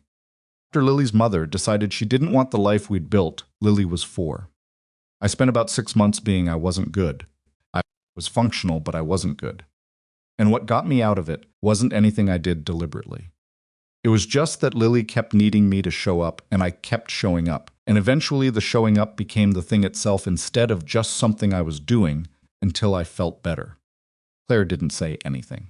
She listened the way she'd listened to him in the anteroom, which was fully, "I tell people training taught me how to handle what happened that night," he said. And it did. The mechanics of it, that's training. But knowing which direction to go when I got out of the car, whether to move toward it or away from it. He paused. "That's not training." "What is it?" she said. He watched Lily, who had found something on the walkway and was examining it with total concentration. "Practice," he said. "Just practice, in the only thing that actually mattered." Claire stood beside him on the Brennan Street waterfront, with the November wind coming off the water and the city behind them, and Lily 10 feet ahead finding something worth looking at. And she thought about $9 million that had been going nowhere useful, and 800 families that had been depending on a system they'd never seen. And she thought about the shape of a plan and the outline of something that might become a program, and the way a parking garage at 2 a.m. had led, through a series of decisions made by imperfect people in difficult circumstances, to this particular stretch of waterfront on a Saturday. She didn't try to make it into a clean story. It wasn't one. But she was standing here, and Ryan was standing here, and Lily was ahead of them on the walkway, holding up something small and gray to show them a smooth river stone, apparently, which she'd found in a crack in the boards, and the water was doing what water did, which was continue regardless, which was perhaps the only lesson it had ever had to teach. "Dad," Lily called. "Come look." Ryan walked toward her. After a moment, so did Claire. The stone Lily had found on the Brennan Street walkway ended up on Ryan's kitchen windowsill, where it sat for the next 4 months next to a small succulent that was mostly dead, but not entirely, and a chipped ceramic mug that Lily had made at summer camp 2 years ago, and that he couldn't bring himself to throw away, even though it leaked slightly when filled past the halfway point. He noticed the stone every morning when he made coffee. He wasn't sure what that meant, if it meant anything. He was 37 years old and had spent enough of his life in environments where meaning was a luxury you didn't have time to examine. So he'd developed the habit of letting things be what they were without pressing them for more. Stone was a stone. It sat on the windowsill. It was there when he looked at it, and it wasn't asking anything of him. The months between November and March were not simple months. They were months of legal proceedings and investigative updates, and the slow, grinding machinery of institutional accountability doing the thing it did imperfectly, inconsistently, but moving. Derek Harmon entered a cooperation agreement with the U.S. Attorney's Office in late November, which meant he told them everything in exchange for a reduced sentencing recommendation, which meant the scope of what he told them was considerably larger than what Claire's audit had initially uncovered. The data pipeline to Vexar Solutions had been running for 16 months, as she'd calculated. The foundation money diversion had been running for 22. There were 3 additional shell accounts they hadn't found in the original audit, routed through a legal entity registered in a state with minimal disclosure requirements, which pointed back through Graham Pell's legal architecture to a fund that Vexar Solutions had set up specifically to receive stolen intellectual property and compensate the people doing the stealing. The number was not $9 million. The number, when all of it was properly traced, and the forensic accountants and the forensic accountants had done the work that forensic accountants did with the particular patience of people who understood that the truth lived in spreadsheet rows and transfer. Timestamps was closer to $14 million. $14 million pulled from the Donovan Family Foundation's operating and disbursement accounts over nearly 2 years. $14 million that had been supposed to pay rent for families in housing crisis, cover medication costs for people who couldn't manage them otherwise, fund the emergency childcare stipends that kept some parents from having to choose between keeping their job and keeping their child cared for. When Claire was told the final number, she was sitting in the conference room on the 31st floor of Blackridge Tower with her outside counsel and 2 investigators from the Financial Crimes Unit, and she sat with it for a moment before she said anything. She'd known the number was larger than what she'd initially found. She'd known it was coming. But knowing something is coming and having it arrive in a conference room on a Tuesday afternoon were different experiences, and she allowed herself the moment before she moved on to the next question. Recovery timeline, she said. The lead investigator, a methodical woman named Chen, who had the energy of someone who had been doing this long enough to care about the outcome without being destroyed by the process, walked her through it. Harmon's personal assets had been frozen substantial, but not sufficient to cover the full amount. Pell's assets similarly. The Vexar Solutions Fund, which the U.S. Attorney's Office was pursuing through a parallel civil proceeding, represented the largest pool of recoverable funds, but was the most legally complex to access, because it had been structured with exactly that in mind. Best estimate, Claire said. 70 to 80% recovery over 18 to 24 months, Chen said. If the Vexar civil action goes the way we expect, it could reach 90. And the gap, Claire said. The 20 to 30% during the recovery period. That's your foundation's problem, Chen said. Not unkindly. Just accurately. Yes, Claire said, it is. She'd known this was coming too. She'd been prepared for it since the morning after the Blackridge incident, when she'd sat in her apartment at 7 in the morning with a cup of tea she wasn't drinking and mapped out the possible outcomes on a legal pad. Personal contribution, she'd already authorized a bridge fund from her own accounts, not from company assets, specifically structured to maintain foundation disbursements at full capacity while the recovery proceeded, was sufficient for 12 months. If the legal timeline stretched past that, she'd figure out the next 12 months when she got there. Her CFO had told her this was personally aggressive and potentially unwise from a liquidity standpoint. She'd told Marcus she appreciated his concern and asked him to process the paperwork. Processed it because he'd worked for her for 6 years and understood that there were financial decisions, and then there were decisions that happened to involve money, and those were not the same category. Graham Pell stopped not talking in February.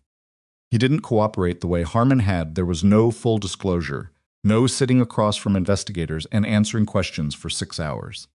What he did was more calculated and more Pell-like, which was to have his legal team deliver a precisely scoped statement through official channels that acknowledged a specific set of facts, implicated no one knew, and was structured to support a plea negotiation that his lawyers had clearly been preparing for 2 months. Claire was not surprised. What surprised her slightly was the charge he ultimately pleaded to. Not conspiracy, that charge remained, and he'd eventually face sentencing on it, but the additional charge of obstruction, which the U.S. Attorney's Office had been building quietly alongside the main investigation, stemming from the documentation he'd prepared in advance of the Blackridge incident and brought to the police station that night.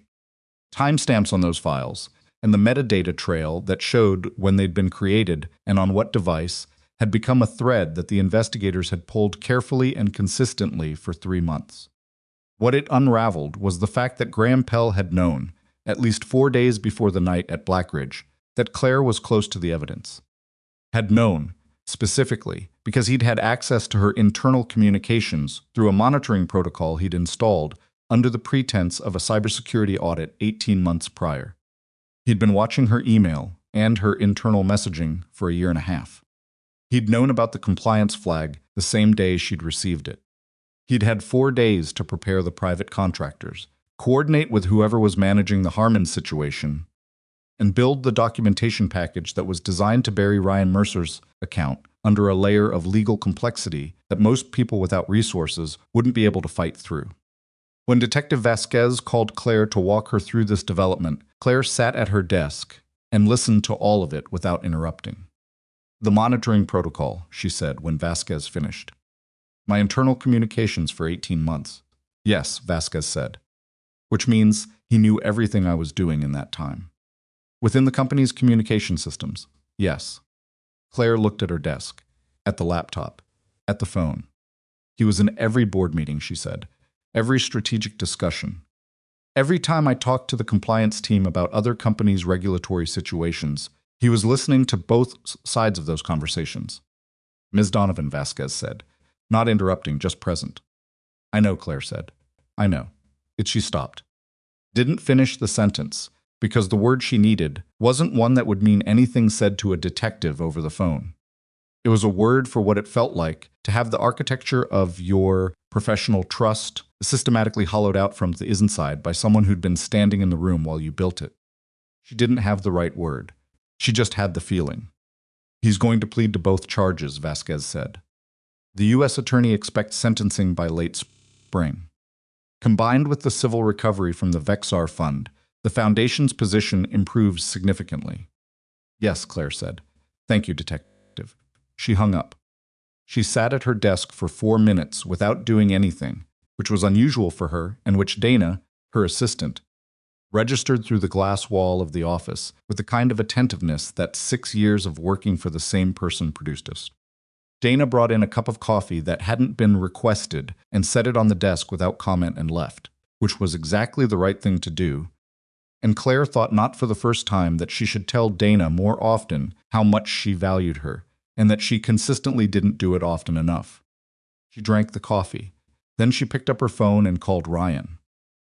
He was in the middle of a session when she called, so she got his voicemail, which was a plain recording of him saying his name and that he'd call back, no unnecessary elaboration. She left a message that said Pell had taken the plea and that she'd explain the details when they talked, and that she was doing fine. He called back 40 minutes later. "Pell," he said. "Plea on both charges," she said, "conspiracy and obstruction. Sentencing in late spring." She heard him exhale on the other end. "Good," he said. "He was monitoring my internal communications," she said. "For 18 months. A pause. That's how they knew your security rotation. And the camera positions. And when I'd called the compliance team, everything," she paused. "He was very good at his job. The legitimate part of it, too. That's the part I keep coming back to. He built things that actually worked, and then he used the same skills to take them apart." "People do that," Ryan said. Not dismissively. Just the flat acknowledgement of a man who'd known enough people to have seen the full range of what they were capable of. "I know," she said. "How are you actually doing?" he said. It was the same question he'd asked in the parking garage and in the anteroom and at the police station, and it had the same quality each time, not a social ritual, just an actual inquiry with actual interest behind it. "I'm okay," she said. And then, because it was Ryan, and because she'd learned over 4 months of coffee and Saturday mornings and curriculum planning sessions that the abbreviated answer was accepted, but the real one was also accepted. "I'm better than I was 2 months ago. I'm still processing the full scope of what Pell had access to, what it means for the decisions I made in that period, what I should have seen and didn't. But I'm okay." "You couldn't have seen it," he said. "Maybe not," she said, "but I'm going to think about it anyway. Just how I'm built." "I know," he said. "Lily's the same way. Something doesn't go right, and she turns it over for a week before she lets it go." "She told me," Claire said. "When?" "Last Saturday. While you were talking to the community center director. She said she'd been thinking about a drawing she did last fall that she decided was wrong, and she couldn't stop thinking about what she should have done differently." "Which drawing?" he said. "The third one in the waterfront series," Claire said. "The light on the water." A pause. "The one you said was the best one." "The one that was different," Claire said. "Not necessarily the best. Different has a value she's still figuring out how to trust." She heard something in the silence on his end that she'd learned to identify over 4 months, not quite a smile, but what happened in the vicinity of one. "I'm going to tell her you said that," he said. "Tell her," Claire said. The Donovan Community Safety Initiative launched publicly in March. which was a complicated name that Lily had told Claire was too long and that they should call it something simpler. Claire had asked for suggestions. Lily had said the watch program with the immediate confidence of an 8-year-old who considered the matter settled. They called it the Community Watch and Awareness Program, which was a compromise, and Lily accepted it with the tolerance of someone who'd made her position known and moved on. The launch event was at the Transit Authority's main operations building, which had a large training room that could seat 60, and which the authority had offered at no charge as part of the partnership agreement that Ryan had spent 2 months helping Claire negotiate not legally, but substantively, helping her understand what frontline workers actually needed from a training program versus what administrators tended to assume they needed, which were sometimes the same thing and sometimes not. The curriculum had taken 3 months to develop. Ryan had written the awareness and situational assessment components himself, working at his kitchen table on Tuesday and Thursday evenings after Lily was asleep, and then sending drafts to Claire, who read them with the same focused attention she gave everything and sent back notes that were specific and useful, and occasionally blunt. He'd found he didn't mind the blunt ones. He minded vague feedback more than honest disagreement. The de-escalation components had been developed with a consultant. Ryan had brought in a woman named Torres, who had a background in crisis communication and community mediation, and who had immediately understood what the program was trying to do. And what it wasn't trying to do, which was as important as the first thing. What the program wasn't trying to do was create a population of amateur responders who believed they could handle situations they were not equipped for. Ryan had been explicit about this in the design from the beginning, and Claire had agreed, without needing convincing. The goal was not heroism. The goal was time. The gap between when something started going wrong and when the right people became aware of it closed that gap, and you changed outcomes without anyone having to do anything they weren't trained for. The first training cohort was 43 people, transit authority staff, building service workers from 3 properties in the Central District, 2 neighborhood organization volunteers, and 4 people from the city's social services department who'd heard about the program through the community organization network and asked if they could participate. Ryan ran the first session himself. He stood at the front of a room he'd never been in before, with 43 people who had varying levels of skepticism visible on their faces, some curious, some professionally polite about the idea of spending a training day on something that wasn't in their standard protocol, a few who were clearly here because their supervisor had made it not entirely optional. He started by asking them to tell him the last time they'd noticed something was wrong before they could explain why. Not an incident, not a defined event. Just a moment when something in their environment registered as off before they'd consciously identified what it was. Every hand in the room went up. He let that sit for a moment. "That's what we're going to talk about today," he said. "That thing you already know how to do. We're just going to get more deliberate about it." Skeptical faces shifted slightly. Claire was at the back of the room, not at the front, not presenting, not introducing herself to people as the CEO who'd funded the program. She was just there watching. She'd insisted on this. She'd told Ryan and Torres both that the program needed to belong to the participants, not to her, and that meant she showed up as a person in the room, not as a benefactor requiring acknowledgement. She'd had to work against her own instincts to do it. She was a person who stood at the front of rooms. It was not entirely comfortable to stand at the back. But she stayed there, and she watched Ryan work the way he listened more than he talked, the way he asked questions that made people think, rather than questions that had expected answers, the way he found the specific experience in each person's professional background that connected to the thing he was teaching. And she thought that this was what it looked like when someone had actually learned something through their whole life rather than just through their expertise. By the end of the 3-hour session, the professional politeness in the room had changed into something else. She didn't have a clean word for it. Engagement, but more specific, the quality of a room where people had started taking the material seriously because they'd recognized themselves in it. Afterward, a transit driver named Beaumont, heavyset and in his 50s, with the kind of face that had seen a lot and filtered most of it into a settled skepticism, stopped Ryan near the door. "The thing you said," Beaumont said, "about the gap. About closing the gap before you need to respond. Yeah, Ryan said. I've been driving the same route for 11 years, Beaumont said. I know when something's wrong on that bus before I can say what it is. I always figured that was just experience. Just, you drive it enough. You know the rhythm. It is experience, Ryan said. That's exactly what it is. But you're saying it's also trainable, Ryan said. Transferable. It doesn't have to live only in you after 11 years on the same route. You can teach someone else how to look. Beaumont looked at him for a moment. Okay, Beaumont said. Okay, yeah. He left. Ryan turned and found Claire behind him. Good session, she said. It was a start, he said. It was a good start, she said. He picked up his bag from the chair by the door. Lily's at the community center until 4. I need to go, she said. I'll lock up with Torres. He was almost at the door. Ryan, she said. He turned. When you designed this, she said, the awareness framework. The way you structured the opening question. Did you know that would work? He thought about it honestly. No, he said. I thought it might. It worked for me when someone asked it in a different context, a long time ago. I thought it might translate. Who asked you? He was quiet for a moment. My commanding officer, he said. End of a deployment. We'd had a bad one. He asked me when was the last time I'd noticed something was wrong before I could explain it. He paused. I said 12 hours before the incident that went wrong.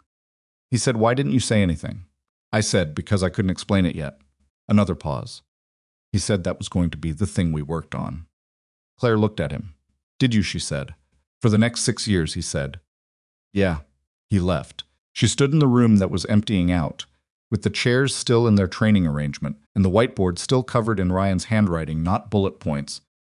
Just phrases and questions and connecting arrows between concepts, and she thought about a deployment she'd never know the details of, and a question asked at the end of a bad time, and the 6 years of work that had eventually produced the 45 minutes in a parking garage that had produced this room, and these 43 people, and the thing they were building. The connective tissue between events was so long and so indirect that it was almost invisible. Almost.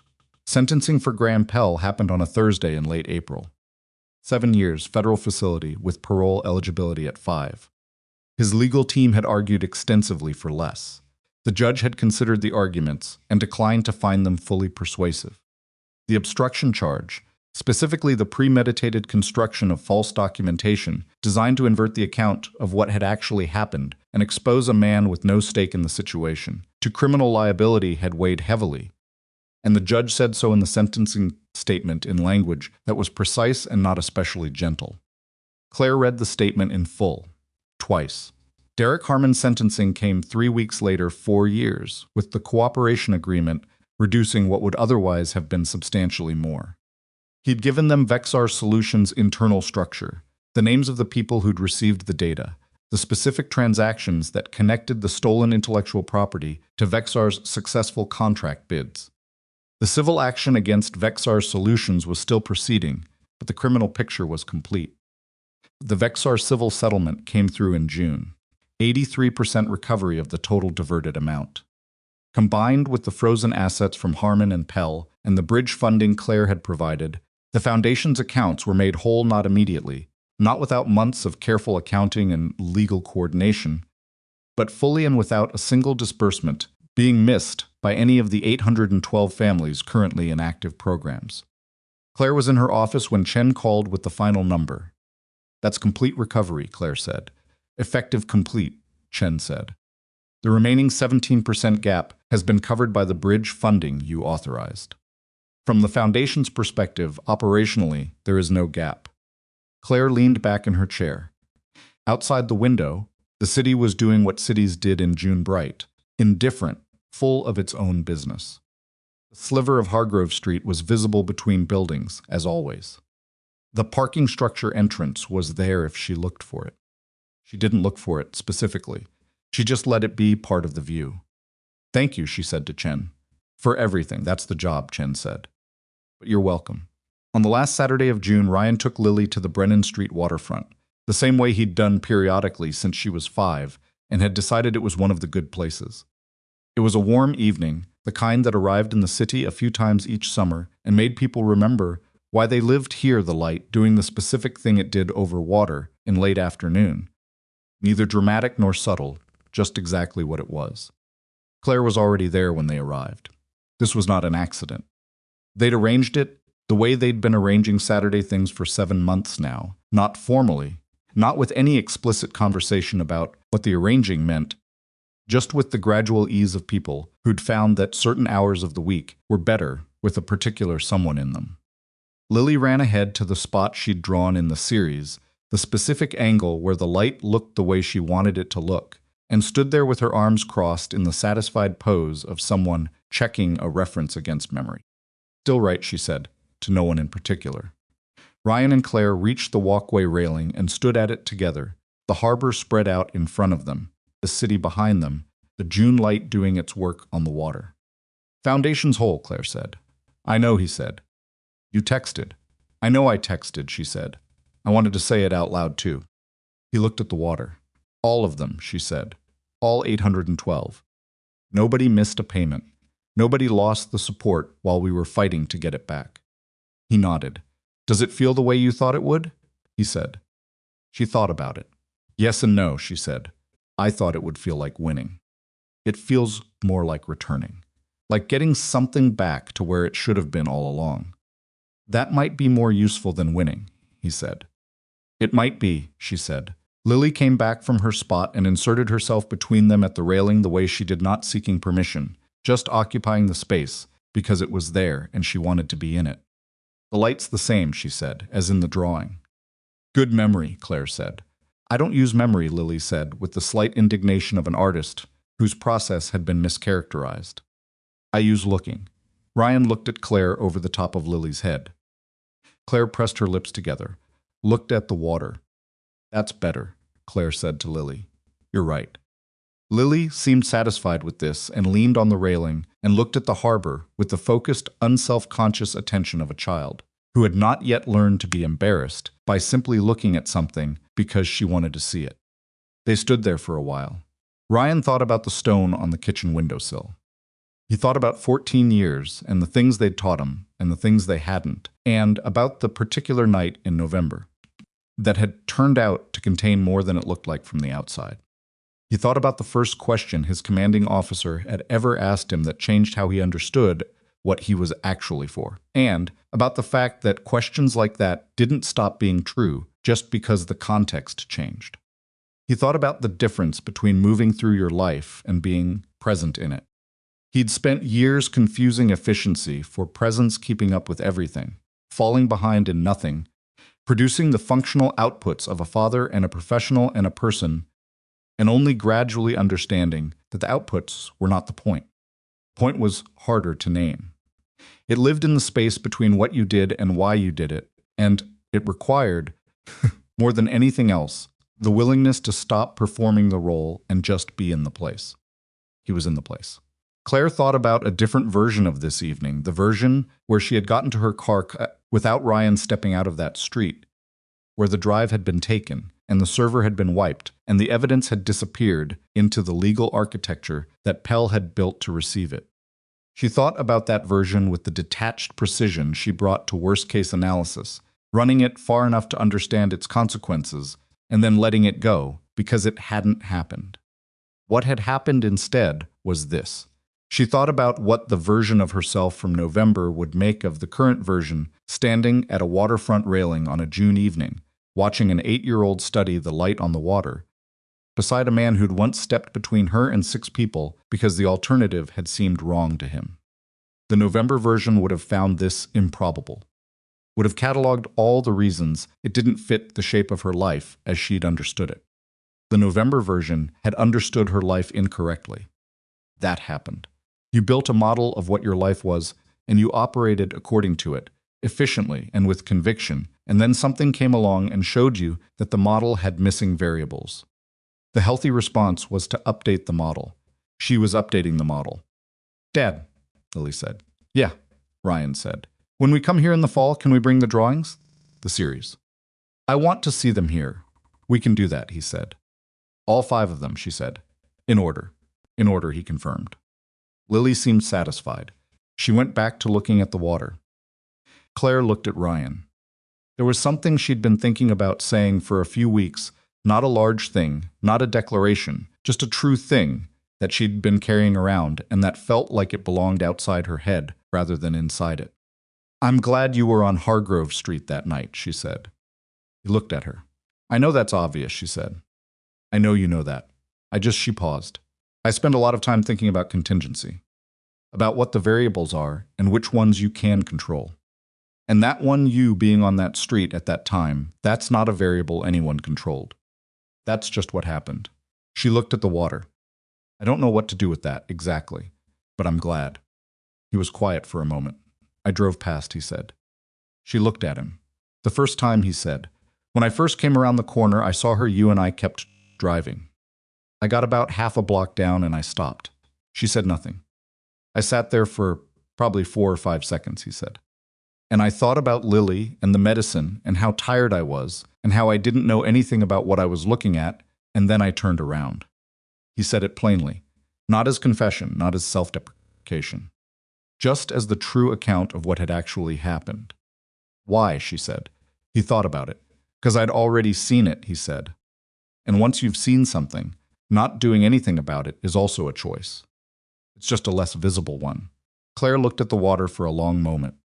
She thought about all the choices that were less visible than the ones people talked about. Choice not to ask a question you'd already thought of. Choice not to say a thing that was true because it was inconvenient.